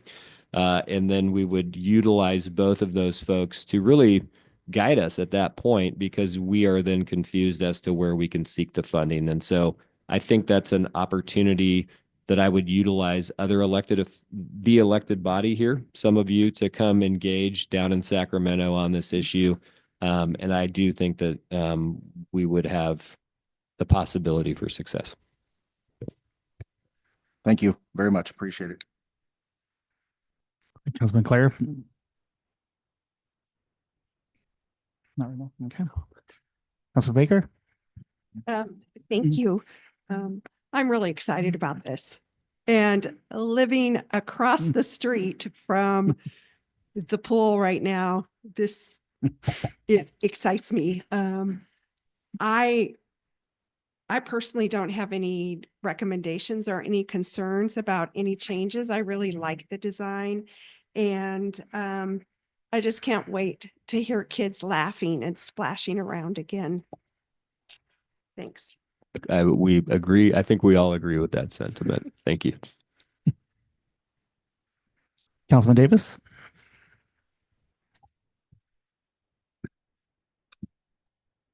Excuse me. Previously, when we had the Parks and Rec director, Mr. McCoy can remember Mr. Foss. His common complaint was that when there was an accidental defecation in the pool, you had to drain the pool and completely clean it. And just a thought, maybe I'm not saying it's the little guys that mostly did that, but maybe we should separate those two pools, the little guy pool and the lap pool.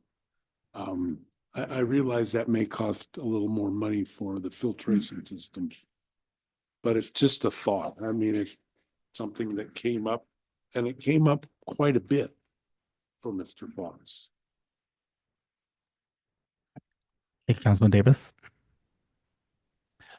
So is that the case with the newer pools and the filters that I don't know if he can answer. If the newer filters and the newer pool, like in the newer pools, if it has to be drained. I can answer this Okay. question. I was an environmental health inspector until ultimately I inspected pools, and yes, it is state law that ultimately, if there is an issue, as Council Member Davis has pointed out, that ultimately you are required to drain the entire pool. And I believe it's 48 hours that it needs to be remained empty and thoroughly cleaned before you allow anyone back in. And so this is a great question for Mr. Carter from NMR as far as if you guys are desiring that, which is no problem to just go back and rework the numbers. Ultimately, to have two separate systems, I'm not sure if there's if Devin would be able to just answer that off the top of his head, but what the cost difference may be. But we can kick it over to Mr. Carter and see. Yeah, it most likely could use the same filtration system. We're just connecting the two pools with some, or actually just a little bit of piping, I would suggest. Justin is our pool expert, and he's not on the line with us tonight, but I think that's something definitely we'll be considering as we kick up design again is what we can do to mitigate that, and we can report back pros and cons of splitting them. Great. Yep, we I'd can. say I'd say the one benefit is if you're an adult doing laps and you're also trying to oversee where your kids are swimming, you have a kind of an easy access point to swim over to get to them. But for safety, there's going to probably be lifeguards there too. So Okay. Great. Thank you. If nothing else. I don't have any questions or comments. This is ways in the making, and it's hopefully when we do get moving forward that we can get past where they take a fraction of that area of some home values and some wages of just a fraction of that area where the pool's at, that they can see that there is only one area of that whole demographic area that they consider to be influence of the area of people making above the income, because most of the people are citizens, I should say, are households on, moving more towards the south were not of a larger income. So it was quite disappointing that they took just a fraction of the upper west Yreka and said, oh, it's, people make too much money for you to get that grant. So hopefully we can get past that and they can see our pools in a very desirable area. The citizens spoke and want it to remain there because it's been there for a long time, has a lot of history, a lot of memories for people. And I'm very excited for the design too. I loved it the minute I saw it. And hopefully I'll still be around when the pool gets done. I probably will not be sitting here. Probably when it comes to fruition and being built, possibly. But it's very exciting, and I know that's the direction majority of Yreka that I speak to want to see back. So I'm very excited to see it in front of us. Very excited about the design and moving forward with it. So with that, I will move to public comment.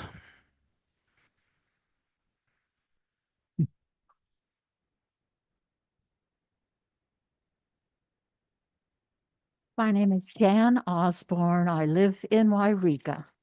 I think the pool is a beautiful, beautiful designed pool. And the surrounding area. It looks wonderful. But I'm a what if person.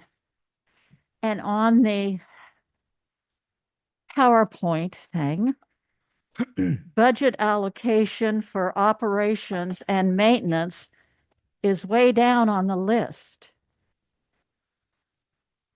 I'm envisioning we have a $12.8 million pool, which will probably be more than that because it's already been said in this meeting, construction costs go up. Have a pool that we cannot maintain.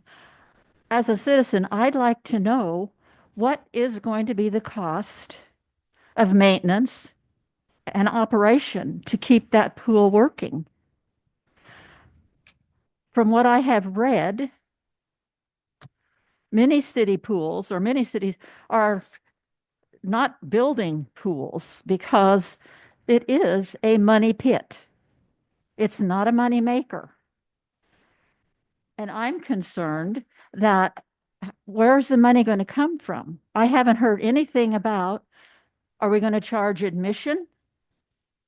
I know on the grant that came from the state, that $8.5 million grant, we wouldn't have been allowed to charge admission. And we could not use any of the money for maintenance and operation. I think we're putting the cart before the horse. We've spent, is it $750,000 for the design? I'd like to see some indication of where the money's coming from.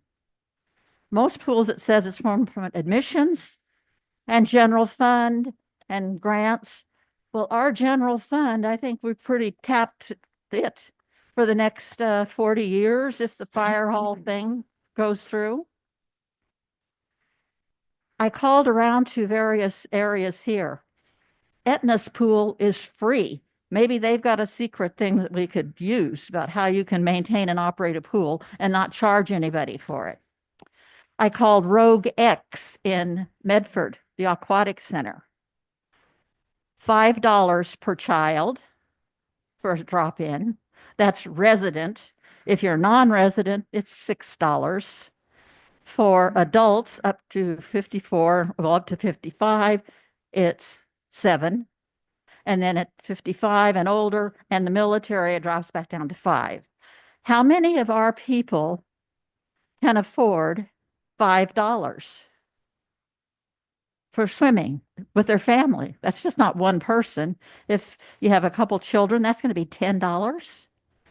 I would like to have some indication and let the public know before we spend any more money and time how we plan to pay for it.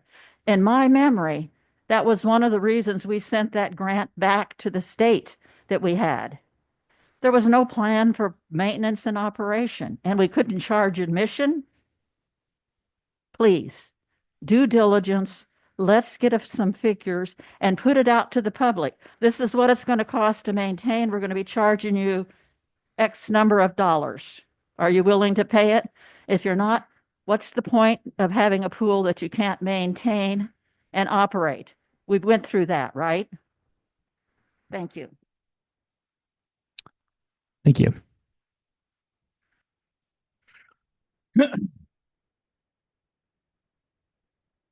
Lorenzo Love.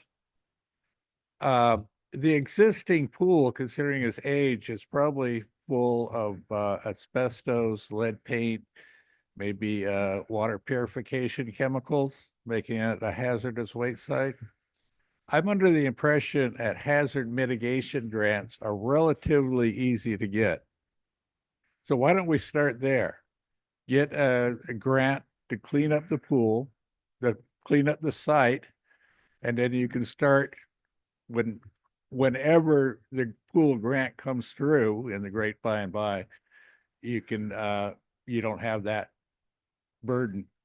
That'll save $1 million, maybe 2 million, because I know asbestos mitigation is hideously expensive. So I would say that would be a good place to start. Oh, and I agree, without a dedicated maintenance budget, a funding source for maintenance, the pool is just going to go the same way Ringy Pool did. Maintenance deferred because there's always something more important. Thank you. Hello, my name is Miranda Velarde. I grew up here in Yreka and grew up swimming at Ringy Pool. And yeah, it just was like such an important part of my childhood, and my first job was as a lifeguard there. And so yeah, just like speaking from a former lifeguard's perspective, I really love this design. I think it has a lot of safety features. Specifically, I really like the beach entry and the outdoor changing rooms. I know that was always an issue. And it's also great that it's very beautiful and it looks like a pool, because that was a major thing. People would come in, they'd be like, I had no idea there was a pool here. Like, yeah, it's been here for like 50 years.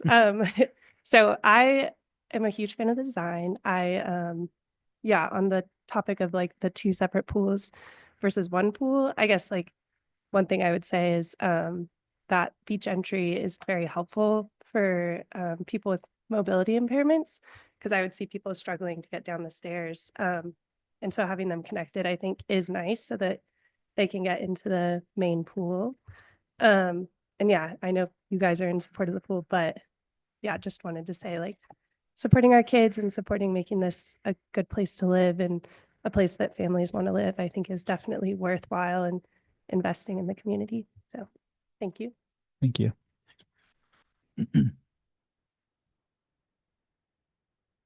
So, hi, I'm Kelly Velarde, mother of that one. And I moved here in 1992 in August, and I'm a school teacher. I'm retiring this year, finally. But the first thing my husband and I did, we went to Ringy Pool. It was a hot summer, and we just splashed around with people we didn't know. And we thought, oh, this is a great place. You know, how many of these are going to be our students? And so we raised our kids. We brought them to mommy and me, you know, the first exposure, kids getting wet, getting in a body of water. They did swim team, swim lessons, and both of our children worked at the pool. But to me, it's more than just what kids get out of it. It is, as you said, you live across the street from an eyesore and a pit. As somebody just said, it's a money pit. I think property values will benefit from everything from the fire hall. You know, you're driving down our main street and you go, wow, as opposed to what's there now. Decrepit old building that looks scary, you know, I mean, who wants to live here? Who wants to move here? And so on that level, I think, you know, you guys have already committed, and thank you so much for investigating possible funding, investigating possible maintenance to move forward with this project. As long-term as that's going to take, at least we have the vision. And I think that's really important. Regarding the design, I was fortunate enough to see that, get a little peek of it before, and knowing that the People with Splash, which I was a member of, I was also on the grant writing team. One of the things that, and I appreciated that you guys looked back at that information and said, what could we take from that? We had hundreds of community members at those meetings. And so safety is a big one. I was told, and I actually did the goofy drawings from the first grant, that separating the two pools was a good idea. So if you look back at those drawings, they were separated from a maintenance standpoint in particular. So I would say, yes, please consider that as an option if it's financially feasible. But also then if you did that, because when I first looked at the design, I thought, yes, the beach entry we need for handicapped and for youth. But if that was at the entrance side, you know, not on the lane side, but instead of kids having to walk all the way around or a handicapped person having to go all the way around to enter that beach entry. That makes more sense. And I know why there was no connection on the deep end where the blocks are and the diving board, because that wouldn't be safe. So that's why it's designed the way it is. But if you separated them, then I would ask that maybe you think of flipping that and have the shallow end towards the lockers and the bathrooms and that for that purpose. Regarding fees, that has come up. Um, I would recommend that we don't charge to use the pool, but that's just for the public swim times. So it's a small portion of the day. In terms of programming, we've charged for swim lessons. We charge for exercise classes. If you have like diving, you could teach diving in the pool. You could do canoeing and kayaking lessons, and that you would charge for. And so there would be an income stream, and it paid for operations of the pool along with what the city contributed in the past towards labor. So I think it is possible, and I'm really excited that you guys are moving forward with this, and just thank you so much for not letting it die, and hopefully encouraging people to want to live here and increase our property values. That would bring money to the city. Thank you. Thank you.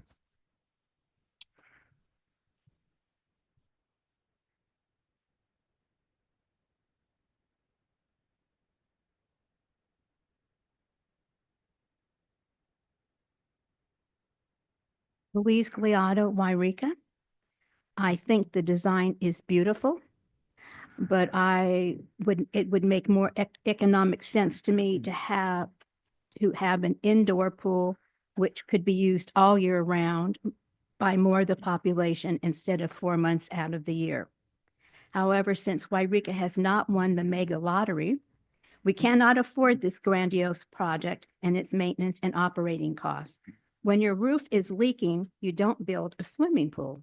You fix the roof to prevent further damage. Yreka has many leaking roofs, which should be our priority because they are public safety issues, such as a new fire station, which is going to be about 20 million. And it was, as it was mentioned earlier, that cost will probably go up because inflation is going up. Our city council chambers is out of ADA compliance. And I don't know if those of you were here on that January meeting that we had, but we had 2 elderly women, older than me. And when they were leaving, one of them fell on the step. So as far as I can see, there is no ADA compliance for anyone in a wheelchair or is having trouble with their mobility. Also, the other thing that we should be looking at is our hazardous sidewalks, particularly on Minor Street, throughout throughout the city, and it's waiting for a serious injury or a death resulting in lawsuit costs. So, in addition to that, I agree with Councilmember Drake that I would like, if this does go through, then I think that the children's pool should be separated from the rest, because you're going to have kids that are not potty trained or in diapers, and they're going to have accidents in that pool, and you're going to have to drain that to clean that. So I don't think that would be a good idea. Thank you. Thank you.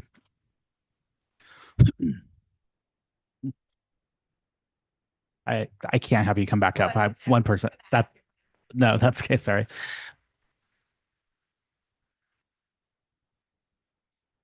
Come back next time.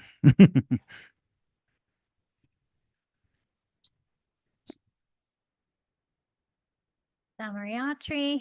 I know this will be off for a while before it actually comes to fruition, but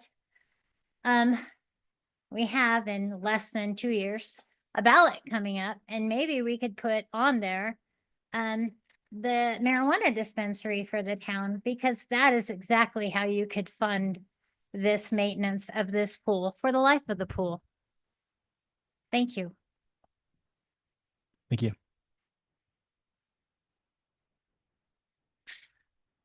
Any other public comment? Okay. I'll close public comment, and I'm going to come back to the council. Councilman McCoy has question for, I'm sorry, I forgot his name, the architect. What's his last name? I'm sorry. Yeah, Devin Carter. Carter, Mr. Carter. Mr. Carter, this is Paul McCoy, and I know that everything will be ADA compliant. Does ADA compliant also mean that we'll have a Hoyer there available? You're talking about a lift? Yes. Yes. And There's, will the Hoyer be something that they can take in at night and then just put it? well, that's up for discussion, I would say. Okay, thank you. Yeah. Oh, yeah. All right, thank you. There's just to jump, I'm sorry. There's Okay. there's pros and cons with it. It's just maintenance and that sort of thing. So as we move along, if that's something that the council wants to see happen, we can look into it, I guess.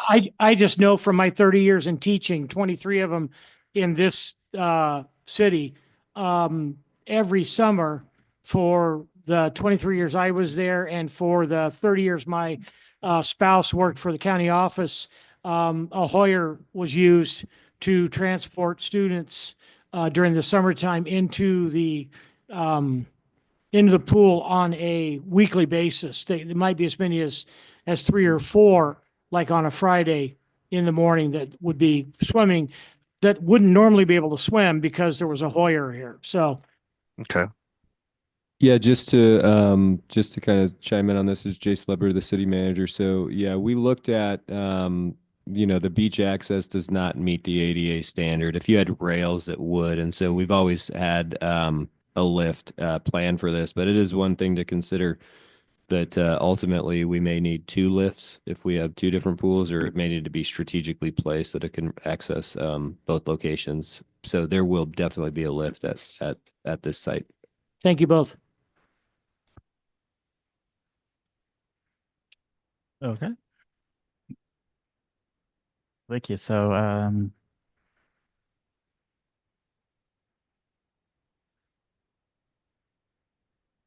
you are looking for a direction to approve the ring pool design as presented, or come back with possible modifications, correct? Yeah, and I would really just make the recommendation that I don't want to rush this step, and I would like to get, we did post this to get people to come in at the last meeting, and so my recommendation to the council and to Mr. Mayor here would be, why don't you not make a decision here this evening? Why don't you allow us to split the pool, Okay. change the beach entry side, really showcase the lift, and then we'll come back at a future meeting. And before that meeting, why don't we go ahead and post online, just advocating for anybody that has commentary on the pool to come back to that meeting. And I want to make sure that we don't miss engagement from the public, because my fear is that we move forward and we seek funding and we get funding, and then we have a design that maybe a portion of the community doesn't like. So that'd be my recommendation.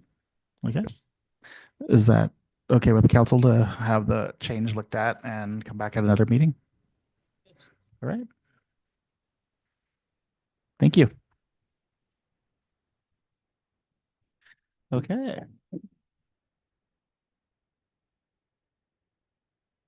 So this is item 11C. This is agenda title introduction. City attorney. This is the agenda title introduction to first reading of an ordinance amending chapter 2.04 of the Yreka Municipal Code concerning procedures for appointment of mayor and mayor pro tem. Mr. Jared. Good evening, council, Mr. Mayor. As identified, this is an amendment to the city code to address some of the issues regarding the issue of duties of the city mayor and mayor pro tem, and the process for appointing mayor and mayor pro tem. The staff report lays out that there were much of this work in analyzing this was already done actually by another city, and so the chart that starts on page 157 of your packet. And I guess that's page 2 of the staff report itself. It shows a number of cities, how they do different things slightly different. And it goes all the way from election by the public through different appointment methods. Election by the public, of course, would need to be it's a fully different process, and that's not before the council tonight to act upon directly. But that could be an option to proceed with. And then this does identify that some of those choices and some choices you might be familiar with on how to appoint a mayor pro tem are because of a charter city and a city charter that might be applicable. We tried to pull those out. Those really aren't the issue. So the proposed ordinance before you just amends your current city code in section or chapter 2.04. And in that section provides some clarity as to what the roles of mayor and mayor pro tem are. Those are largely taken from your existing council code of conduct, where that code of conduct briefly talks about some procedural stuff, and it's not really clear why conduct that's really about civility, and as that document calls it, respect, is dealing more now with the actual content of what offices are supposed to be done. So on pages 2 and 3 of that document, more or less took those out and put them as 2.0410 or 010 of the proposed ordinance. We then get into the term of office would be a 2-year term that can be changed to a 1-year term. That's entirely up to the city council. And then the selection process under section 2 of the proposed ordinance very clearly enumerates how the selection would go. Simple majority of the council membership, and then nomination by simple majority as well, and allowing for all members to have an ability to nominate. And then it also addresses removal, since your current code of conduct says that that the mayor and the mayor pro tem serve at the pleasure of the city council.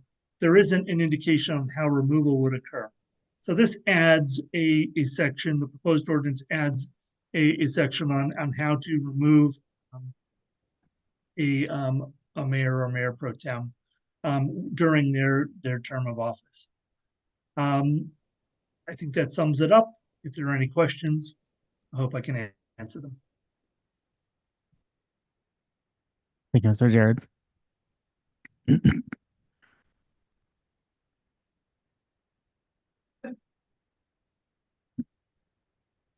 Thank you, Mr. Mayor. If I could add one more thing.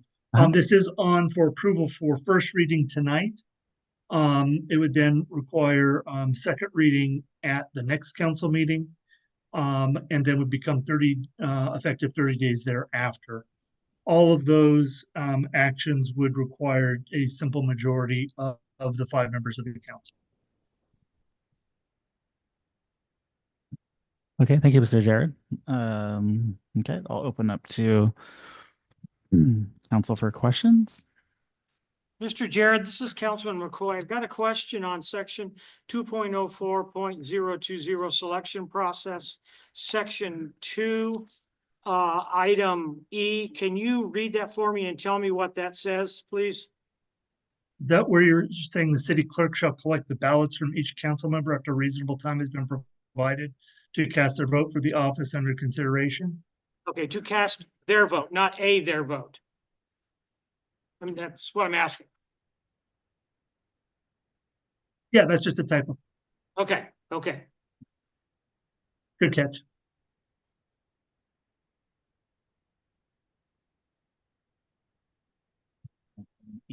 And then, again, can you tell me why you as an attorney think this is important?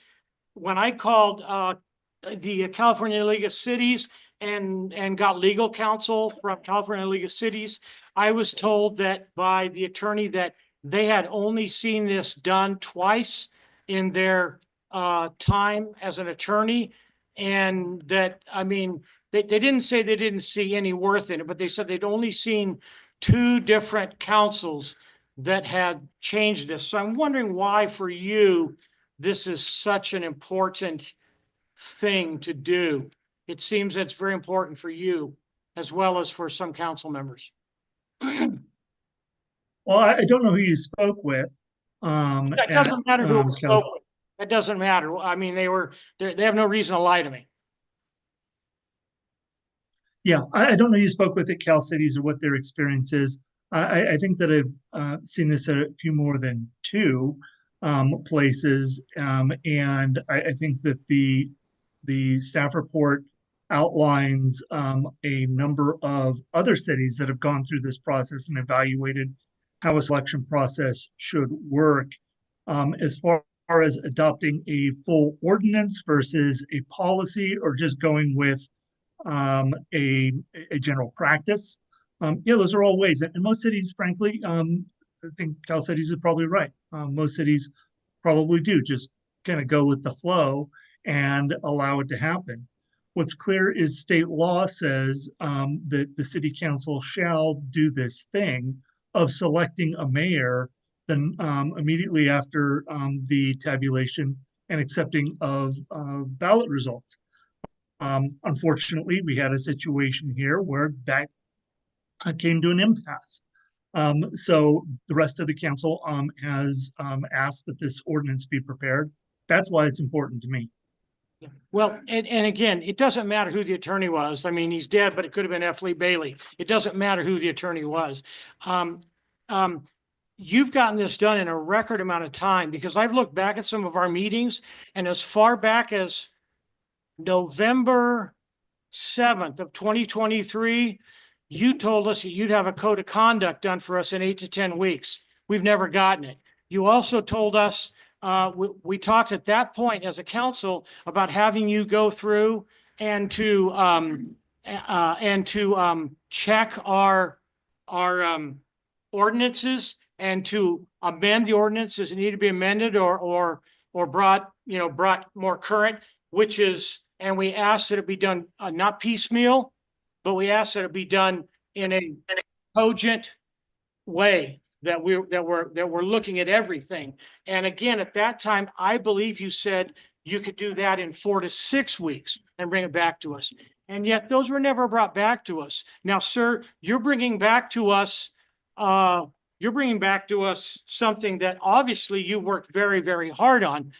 Otherwise, it is, if it was this important to you that you could do that, but you could not get us our code of conduct back in a timely manner. I spent over 1.5 years now, and you could not work on the rest of the ordinances. Again, it was November 7th of 2023. I'm just wondering, we have a mayor right now. He's sitting to my right. You advised us as a council at one time, and you advised the city not too long ago after the election, that if we could not come to an agreement on a mayor, that the current mayor would stay in the position.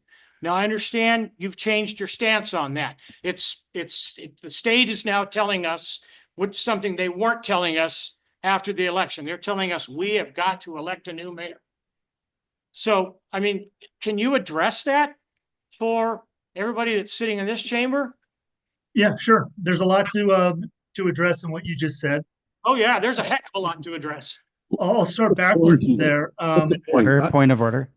Let's start backwards. Are you done or should I continue to listen? Pardon me, Mayor? Point of order. You didn't Point of order, I have then. the floor. Point of order. What is that? Point of order. You do not have the right to speak at this time. Okay, Thank you. I'm Thank you. sorry, but Mr. I'm Jared. I'm Mr. a little Jared. bit off here. I don't quite. Okay, he's asking a question. He's going to answer. So point of order. Is it? Point of order. Yes, he's going to answer his question. Mr. Jared, can you answer the question that was asked of you by Councilman McCoy at time of? Certainly, it sounds like there were several there, and there were several points that I think I need to address. The last point probably is the most important. I don't think I've changed any opinion here, and I don't think that there is any change in California law. California law is what requires after the election that there be a mayor and mayor pro tem appointed. Period. That's always been the case, and that's why it is done. There are many cities that go about this in a process. Some of them do not do it immediately after the election, and then that lasts an entire 2-year period or a 1-year period. What's very common is for an ordinance to happen, that it happens immediately after the election, and that it's a 9-month rotational that occurs. That's quite a common manner of dealing with this. As far as my opinion about this as to who is the mayor, yeah, absent any type of policy, which City of Yreka does not have, absent that policy, the office of the mayor is held by the person who that had it previously. They just continue on until this act of electing a mayor occurs. That act does not happen. And so my opinion in December is what my opinion is now. You have a state law that says you have to appoint a mayor. It doesn't mean that if that fails and you get the null vote that you had for several meetings there, that the current mayor pro tem stays on for this next term of office. And so that's what my opinion was back in November.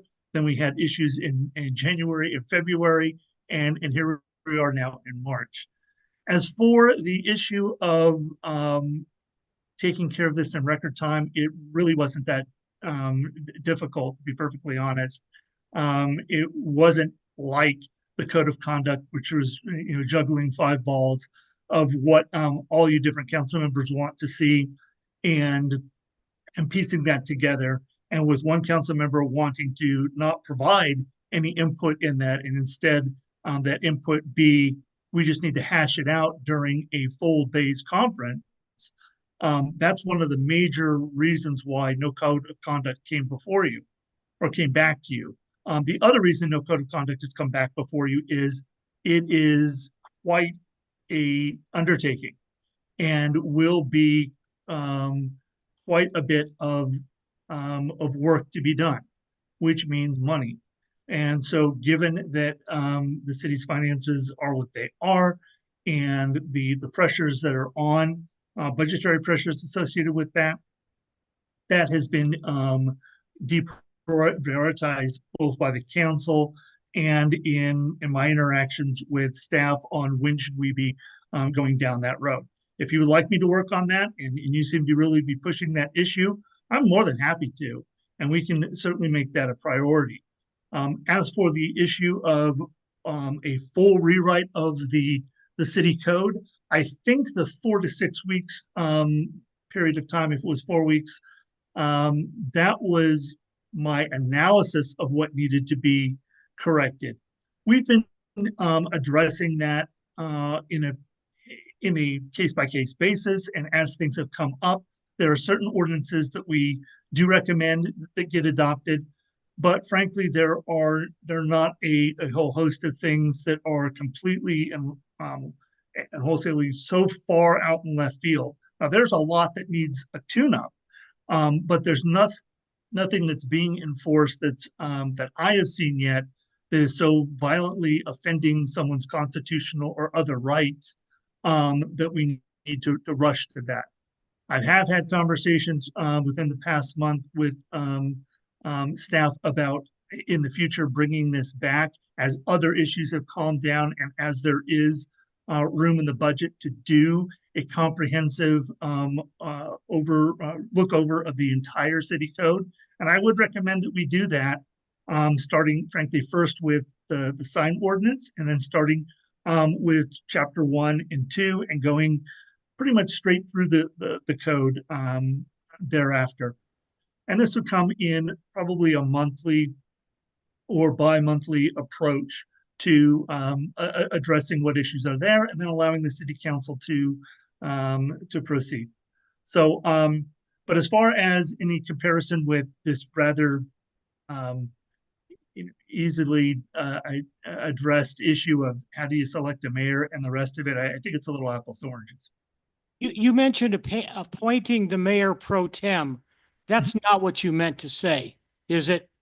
That you would appoint, you said, use the word appoint, and you said mayor pro tem, that if, that to take the place, if we couldn't come to if we couldn't elect a mayor.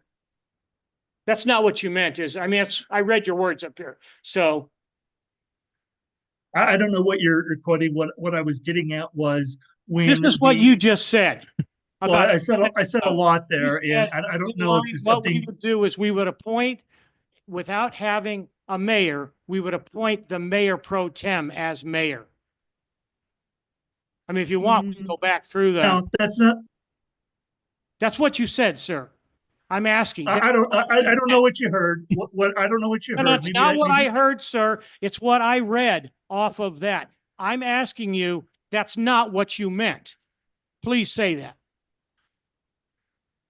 I don't know what you're reading from. If it's from the AI generated version that's on the screen, maybe sometimes I get. I don't think Yreka's got AI on the screen. I don't. Why don't you allow me?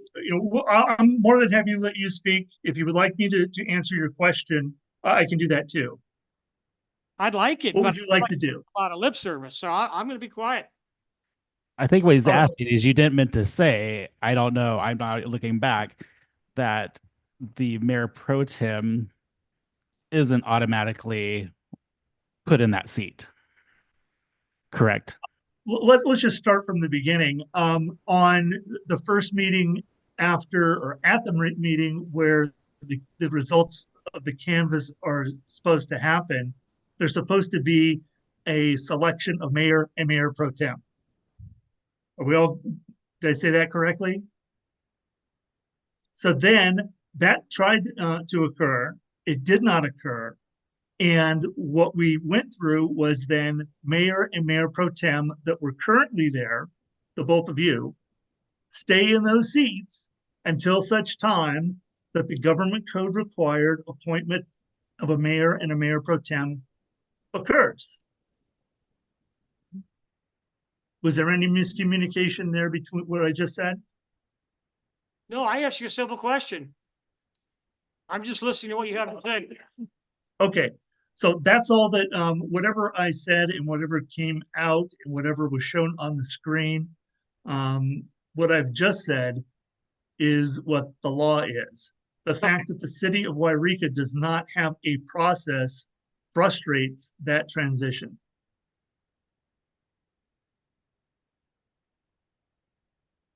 That's fine. You didn't answer my question, but that's okay. I'm sure AI took over and through this, and AI's been talking to all of us. So I'm not getting questions answered. So yeah. I'm sorry, what question did you want answered? I want to, hold on. Well, let's talk about it. Let's go back to on November 7th, 2023. You said, and we talked about this, that we needed to go through and do a cogent, thoughtful look at ordinances. And we needed to start rewriting those ordinances. In one particular area, you said you could have it done by a certain time. Okay. When this ordinance came up, one of the things I talked about is let's do this in a thoughtful way. Let's not have a knee-jerk reaction. Let's not have a knee-jerk reaction to because something is not going the way that you might want it or I might want it, that we go, oh, we're just going to change the rules.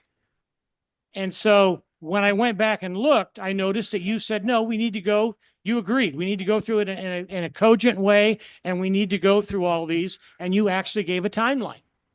But that may have been AI too. I don't know. AI could have been giving me a timeline back in December. But so I'm just asking why all of a sudden we have to push for this when we could be pushing for it with other ordinances at the same time. I mean, before you came on, we've got some great ordinances. Again, women don't have to wear heels when they play on the tennis courts in Yreka. I've told you that before. And businesses do not have to have a water trough full in front of Yreka, because the council 2 years ago, we went through and switched those.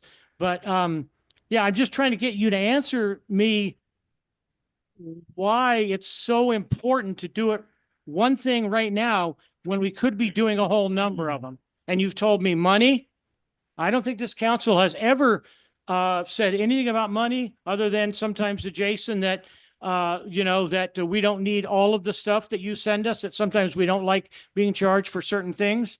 But I'm not getting any cogent answer from you. I don't know what more to say. Then I'm more than happy to dive in and take a fresh look at everything that should be changed in your code.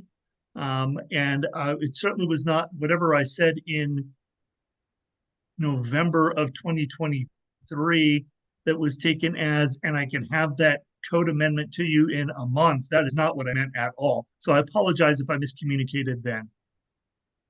I mean, yeah, okay. Thank you. All right. Any other council members have questions or comments?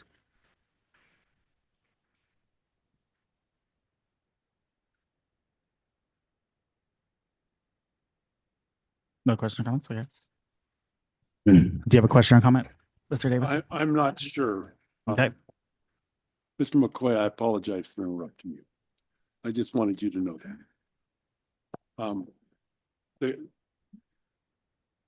The comment, are we taking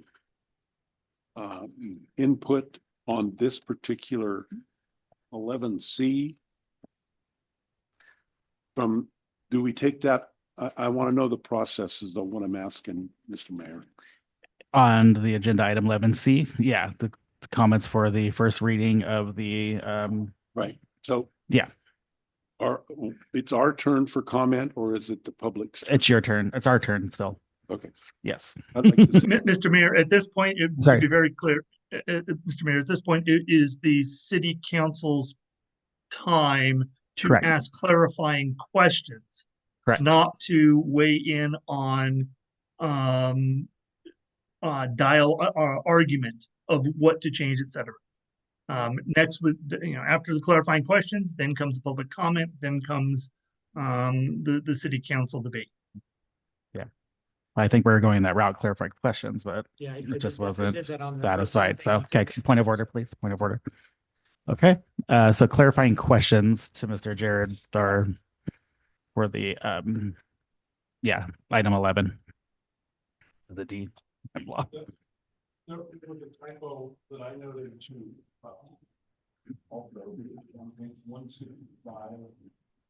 I'm sorry, I can't hear. My mic's off. I apologize. Oh, there we go. There's a typo on page 165 in section 2H, and it reads council member desiring to serve for office under consideration shall be, and it goes shall be placed. It's a double shall be in there, and it just. Mr. Jared, this is Jason Ledbetter. It's on line 95. Thank you, Mr. Ledbetter. Oh, okay. Yeah, typo there as well.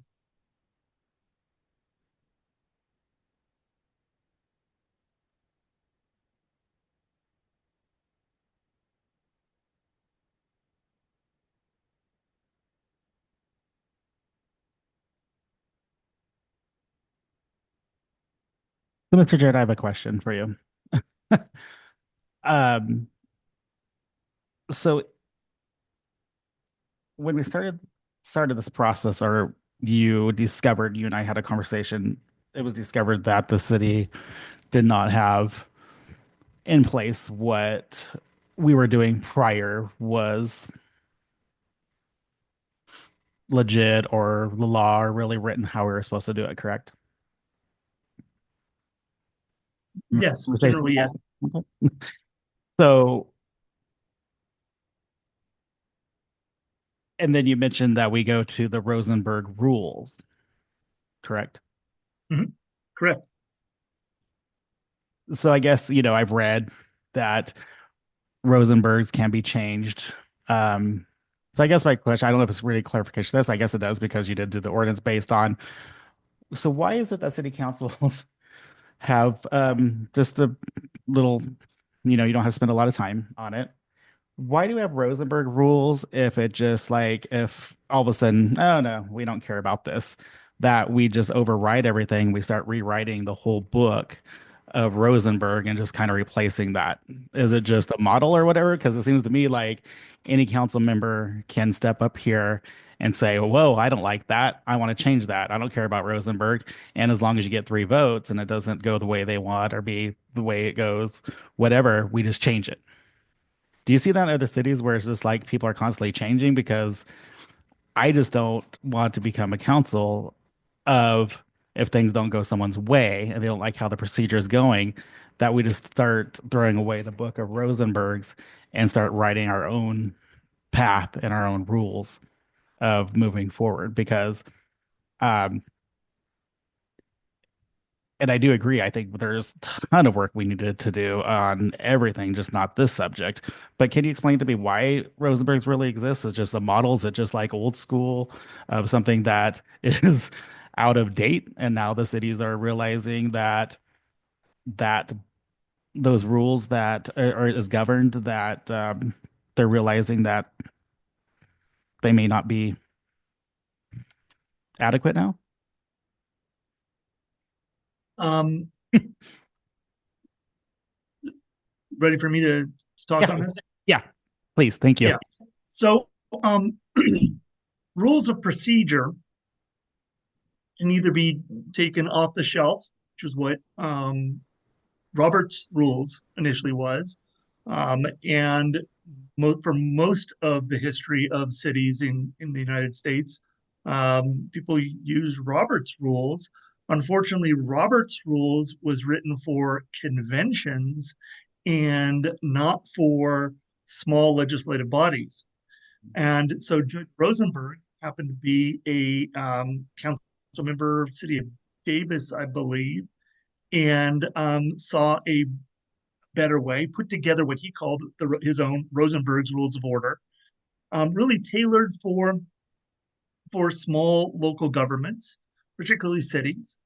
But to be certain, Rosenberg's rules is not tailored for your needs. It's not tailored for appointing a city committee members. It's not tailored for appointing a mayor or for a mayor pro tem. It's general rules of procedure. Rosenberg's rules does not address this very issue.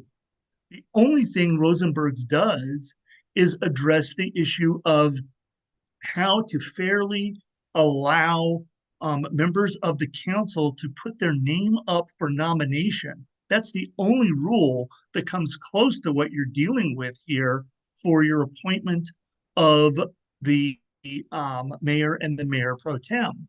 What Rosenberg says about that is that there's this supermajority requirement so that the minority on a council, meaning 2 members, don't get aced out of having their name on the ballot to even be considered by the other 3. And so it requires the supermajority to just close the nominations.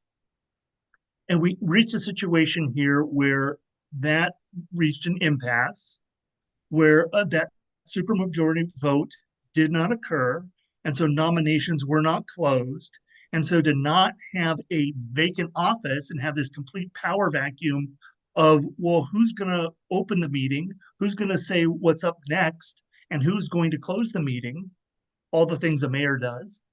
The status quo stays as is. And that's why, Mayor Middleton, you've stayed as mayor since mid-December. So to be certain, Rosenberg's does not cover appointment of a mayor, appointment of the mayor pro tem. Those are rules of procedure not parliamentary procedure, rules of procedure that are typically covered either with a rules of procedure, bylaws, or in many cases, a city code. And so that's what's before you tonight. Okay. Okay.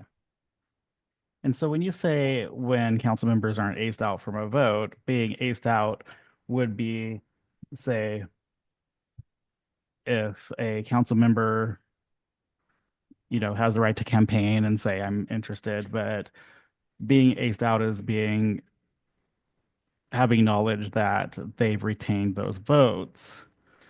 Is that kind of an example of knowing that those two people are aced out, knowing that somebody has the knowledge?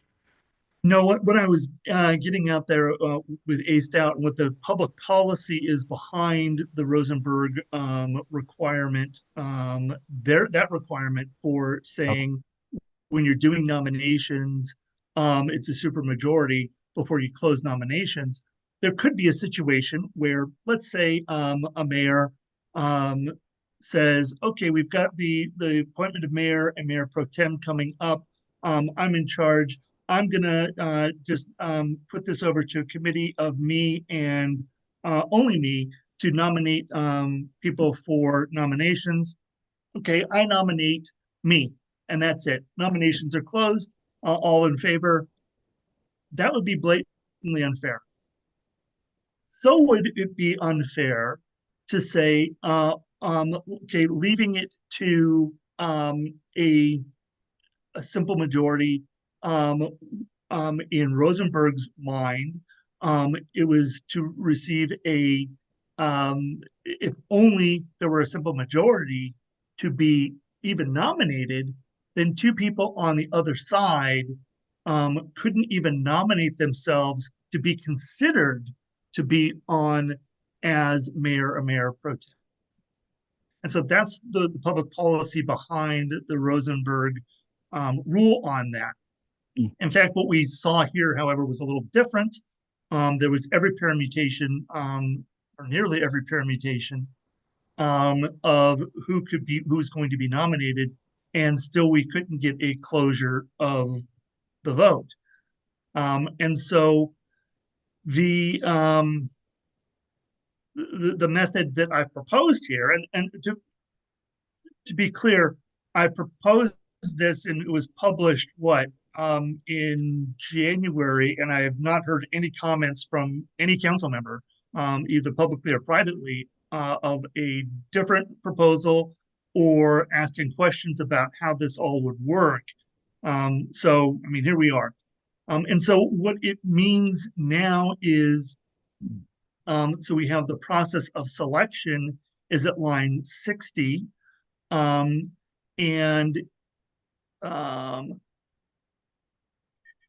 the presiding officer would conduct that. Each council member would have the ability to submit their nomination. So what I proposed here was just a completely different approach to not asking for a member to nominate someone else. It's very clear you can nominate yourself. Every member has the right and the ability to nominate themselves. And so with that, and then at line 66, after each member's had a reasonable opportunity to submit nomination, the presiding officer closes the nominations. And make sure that this doesn't happen in an instant, at line 68 through 70, there would still be a motion requirement, but it would require the simple majority and not the supermajority that's causing you the problem that you had in December and January. Okay, thank you. Mhm. Any other questions from council members or clarification regarding the ordinance? Okay, I'll go to public comment.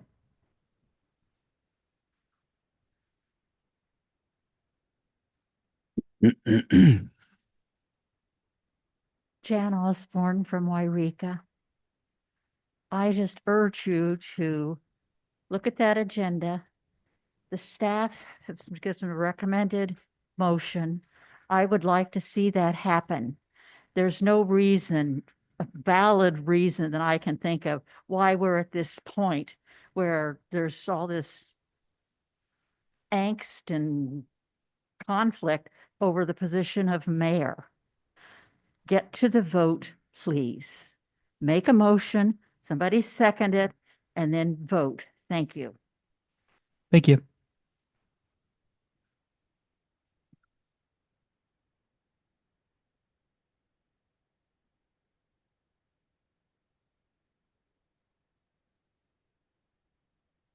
Luis Galeotto again at Yreka. As I recall, the last meeting, the council at a 3-2 vote, voted to have the city attorney do an ordinance following Robert's rule of law, making it the supermajority. This should be a no-brainer. And I have a question in terms of point of order. Is the attorney still on there? Because it seems to me on the agenda, and maybe I'm wrong, but on the agenda, it says to consider this ordinance and to go back and review and belabor the fact that the rest of the ordinance have not been revised. To me, that seems like you're off subject. Now, I don't know if that just applies to the community or if it applies to city council members. So if you've got that on the agenda saying that you're going to vote on this, I think it's perfectly fine to ask questions, but to go back and talk about past errors in your ordinance are not doing it. And by the way, I know about the high heels and the tennis court. I could probably mouth it because I've heard that so many times. I've heard the thing about the water trough so many times. So let's just get on with this and do a mayor. It seems to me, and from what my understanding is, that the mayor makes appointments to committees and people are supposed to go. So I don't know if that has not been done since we've been going on and on about this every single meeting and spending a whole hour on it the last time to do it. It's very simple. Read the ordinance. If you don't like it, then don't vote for it. And I think it ought, and as it had been said before, is call for a question and vote on this. Thank you. Thank you.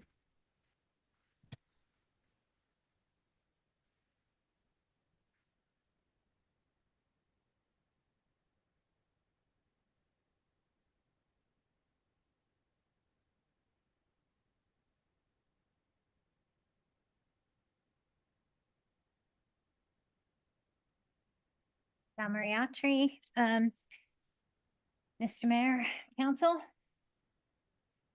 So the one thing I don't understand is when we first started this whole thing, the second round, when we first started this whole thing, the attorney said that we could not set aside the rule, Rosenberg's rule of order and how it's done. So that means we can't set it aside. We have to stick with the 2/3 vote. So also, in the second round, the attorney had said if there are no nominations and it's close, the mayor stays the mayor. On the second round, there were no nominations. It was closed. And for some reason, he pushed for it to be reopened. He should have said, we have a mayor, period. And this attorney is giving advice a lot, unclear, says stuff unclear. My taxpayers are paying his fee, his firm's fee. I would like another attorney representing the city of Yreka, and I have many other people also liking that. So I would like you guys to consider having someone who is not biased and someone who is not giving the city bad information to represent us. And also, when considering a mayor, having someone who represents this city, and I call and I get, what do you want, Dawn Marie, from Colleen Baker? That's not the mayor I want. Thank you. Go forward. Any other public comment?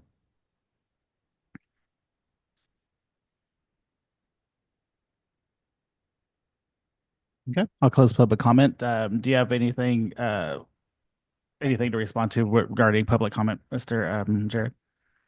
Or to clarify? Yeah, I guess I would like to clarify, the issue about setting aside the rules. What Rosenberg's rules of order do allow for is to set aside the rules in a meeting. Robert's rules allows for that as well. And many other rules of parliamentary procedure adopted specifically for various entities do allow for that as well. What that means is during the meeting, at that point, at any time, a council member can move to set aside the rules, to get around an impasse, to address a situation that doesn't particularly fit in with what the rule is, is saying, but what the council wants to do instead. And so there is a provision to allow the council to address that type of an issue, and that's called a motion to set aside the rules. That only applies during that meeting. It means that you wouldn't follow that rule right now, but you would vote to set aside. You would do, if that motion passes, go about your business, and then after that item is over, you go back and that rule applies thereafter. That's what a motion to set aside means. It's also perfectly allowed, both under Rosenberg's and under California law, to select the rules that you want to abide by and tailor them to suit you as your council. And so if you adopt Rosenberg's, you can adopt them with exceptions. You can adopt them with amendments. And you don't need to do that the first meeting that you adopted Rosenberg's. It's a fluid document. And so it's perfectly legitimate to change your rules of procedure both during a meeting and go back to it at the next meeting, and to permanently change them to suit your needs. I think that that's all I need to clarify. All right, thank you. Okay, so we'll go back to item number,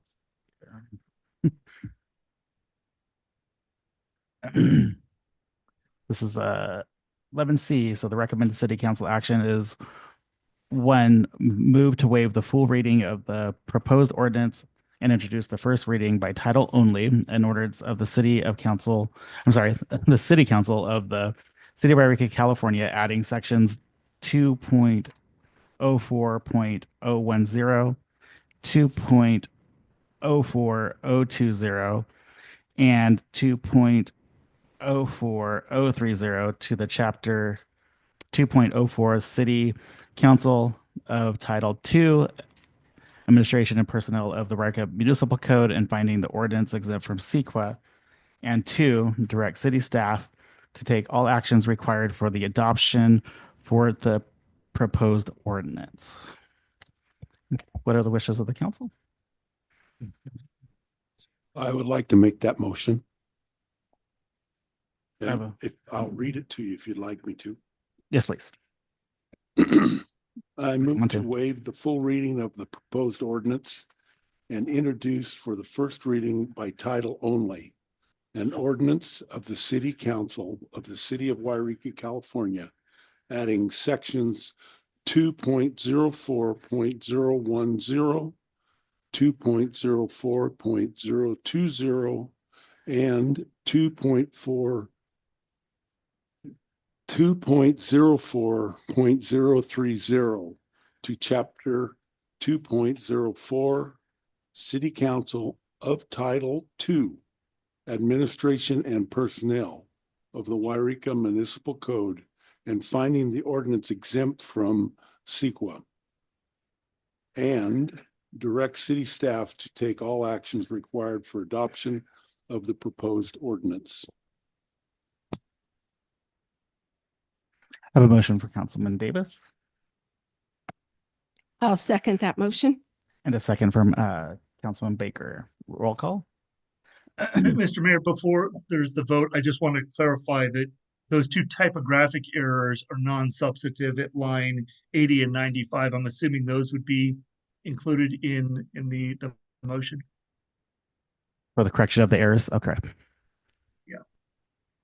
Okay. I'll do roll call. Councilman Clare, Yes. Councilman Davis, Yes. Councilman Baker, Yes. Councilman McCoy. No. Um,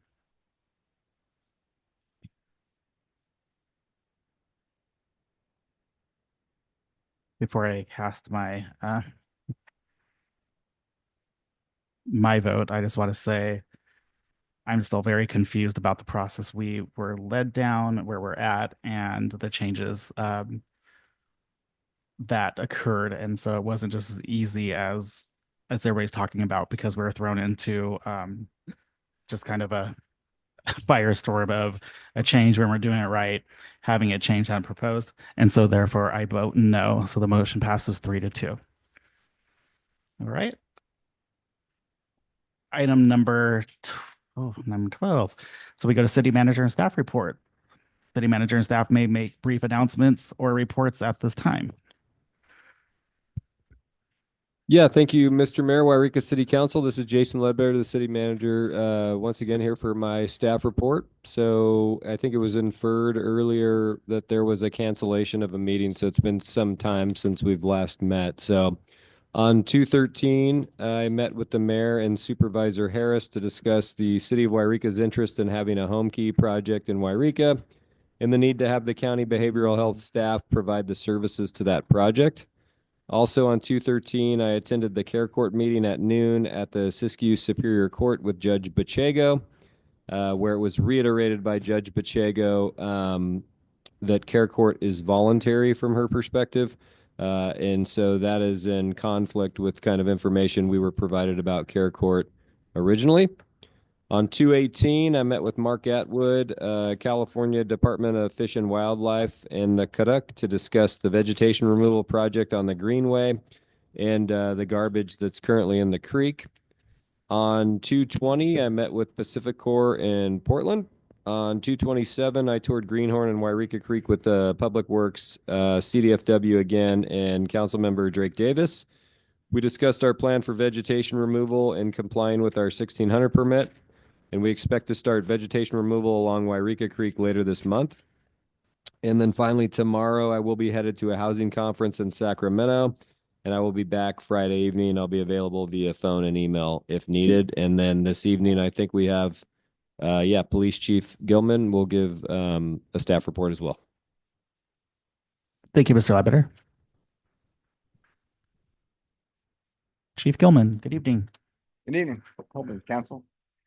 This is Chief Gillen, Yreka Police Department. So I've been asked to provide stats on occasion, something I typically didn't do, but I'm more than happy to do it. Also, at the end of these stats, I'd like to say that we went live with our Sunridge system. So our stats now are viewable to anyone that wants to look at our stats for the most part. So I'll get into the Sunridge discussion here in a little bit, but we're still averaging around 1,900 calls a month for 30 days. I went back a couple months just on the incidents, but then I only went back 30 days. Like I said, we haven't had a meeting in a while, so my stats got all confused. But we're averaging 1,900 calls a month. One of the interesting stats I found from Kelly Giordano, our dispatcher, pulled it for me. In the last 30 days, we had 449 911 calls that came in, and a total of 282,852 calls for service, but over 400 911 calls. That's a lot. I didn't realize we had that many. It does ring all day, but that's a lot.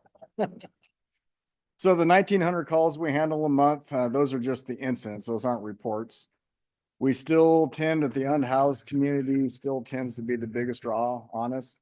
We have just in homeless liaison where we go out and try to help them, give them house, things like that. That's 5% of what we do out of all our calls for service.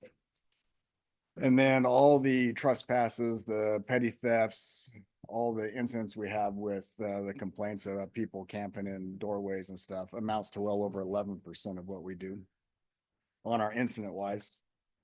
Cases we had, I believe it was around 64 cases in the last 30 days. 17 of them were drug related.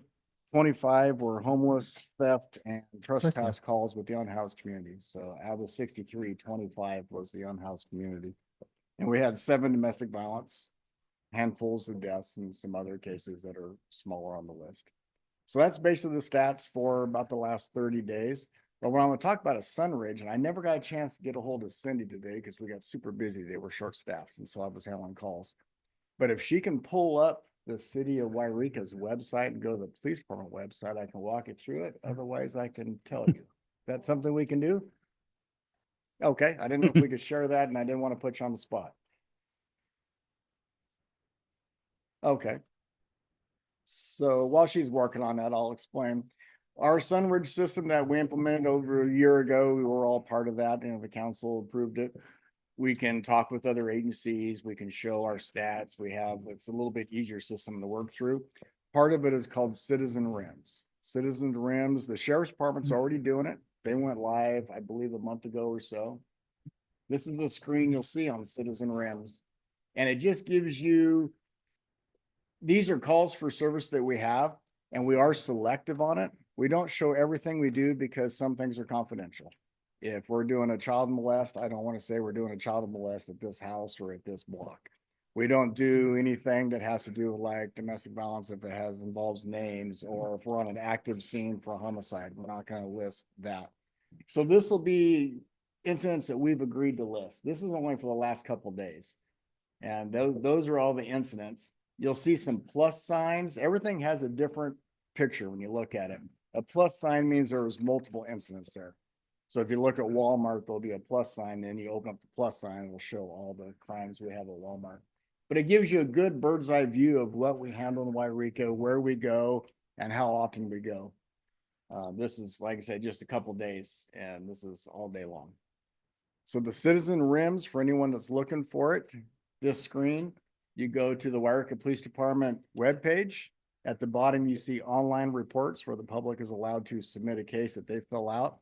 When you click online reports, on the left-hand side, you'll see the term Citizen RIMS, and that'll take you right to this page.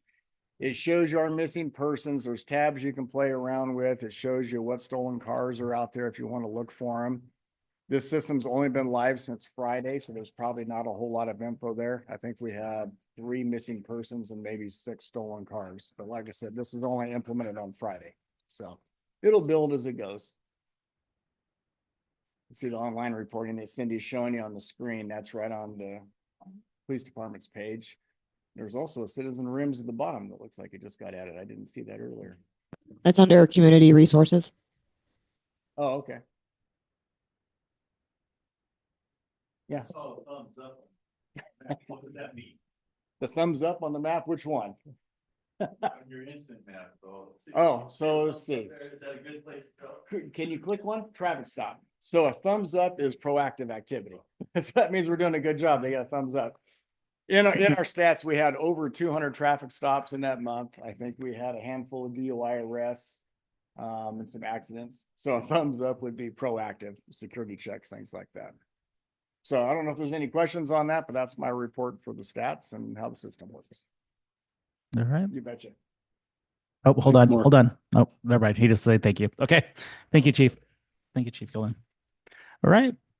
Any other staff? Okay. We'll go to City Council for any staff reports. Let's go to Councilman Clare. Any reports to give? Councilman McCoy? No. Councilman Davis? Any reports at this time? You didn't have any meetings, correct? Yes, I do. Oh. I was active with Mr. Ledbetter and Ms. Baker at a meeting at the Karuk Housing Office with Mr. Atwood, and we talked about trash removal. Also, I was active with Mr. Ledbetter when we went with the California Department of Fish and Game, Fish and Wildlife, excuse me. When we cruised Greenhorn Park, and we were talking about cutting a little bit of the shrubbery back from the lake because it's from the reservoir. I mean, it's a little bit bushy, and they were allowing us to do that. And Ben Miller, who is kind of running the shot down there, has got that going really good. And if you haven't been down there in a while, you ought to take a walk in the park, so to speak. And he's gonna, I think Ben's really does a good job. I'm really impressed with the young man. And you know, some things you look for, and some things just kind of fall in your lap. And this just happened to be one of the latter. And I'll tell this short story on this. I went to my dermatologist in Medford, and he knows that I'm on the city council down here.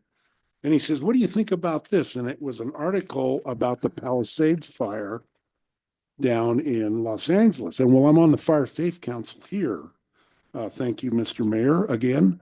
I appreciate that. It's been really a fun time. And anyway, he gives me this, and there's one house in their block withstood the fire. And they wrote an article about it. It was in one of the papers, and he didn't give me that, but I brought you the article. And I thought maybe you might like to share. I'd like to share it with you anyway.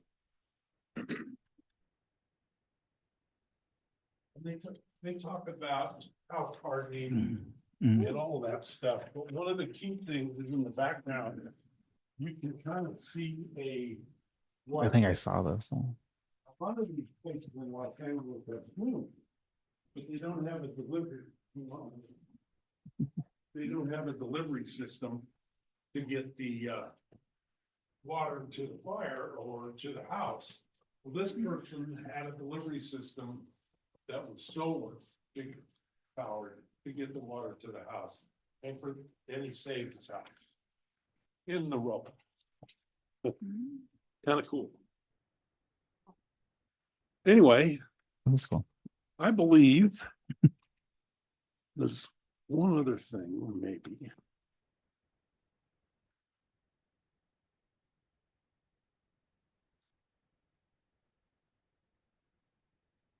Oh, we have the Klamath National Forest has a new supervisor, and I didn't catch the gentleman's name, but he's from the Modoc, and he's just started over here. Seems like a very nice gentleman.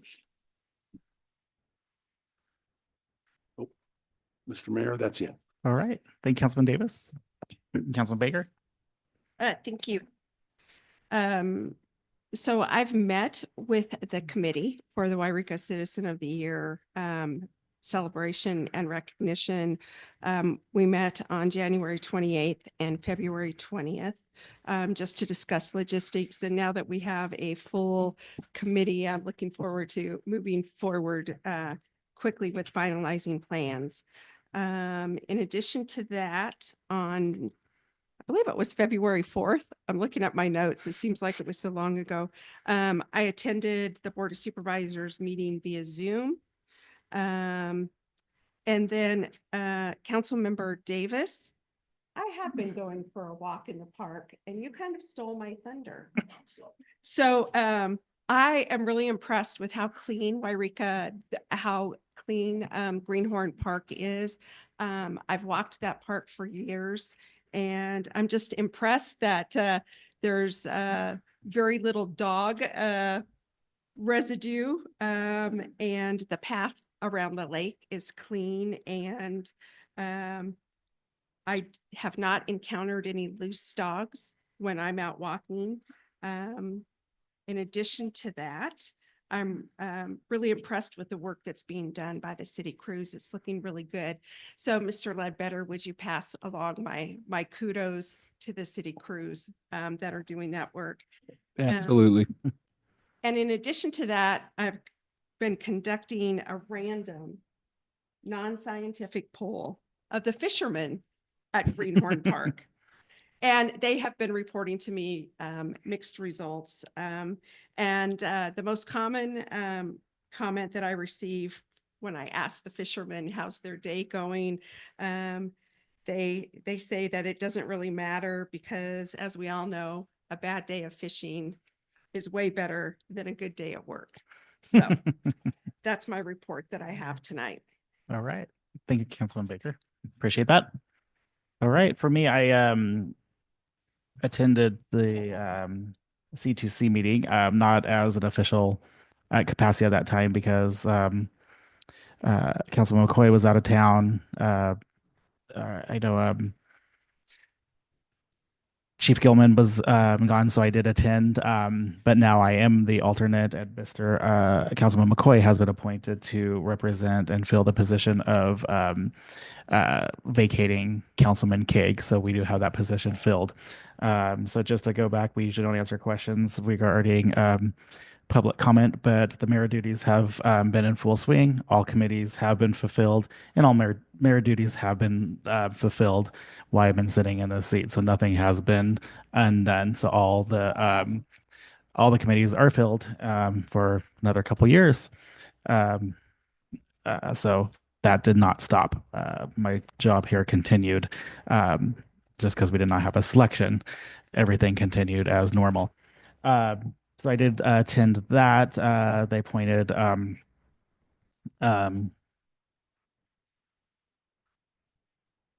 I'm sorry, Supervisor Ogren is the chair. They did not appoint a co-chair, and don't be surprised, but it probably is going to be you because they didn't appoint one and they're waiting for you to come back, Councilman McCoy. So, and then of course, James Clare is going to fill vacating Councilman Kaig's committee seat on the Citizen of the Year. So that would be good. Other than that, like I said, we had the snowstorm. We did not meet. A lot of things have happened. The city's been busy, I know, and hopefully spring is in sight. And we got a lot going on. And with that, I will say goodnight. Thank you for everybody for coming, and we hope to see you next time. Be safe.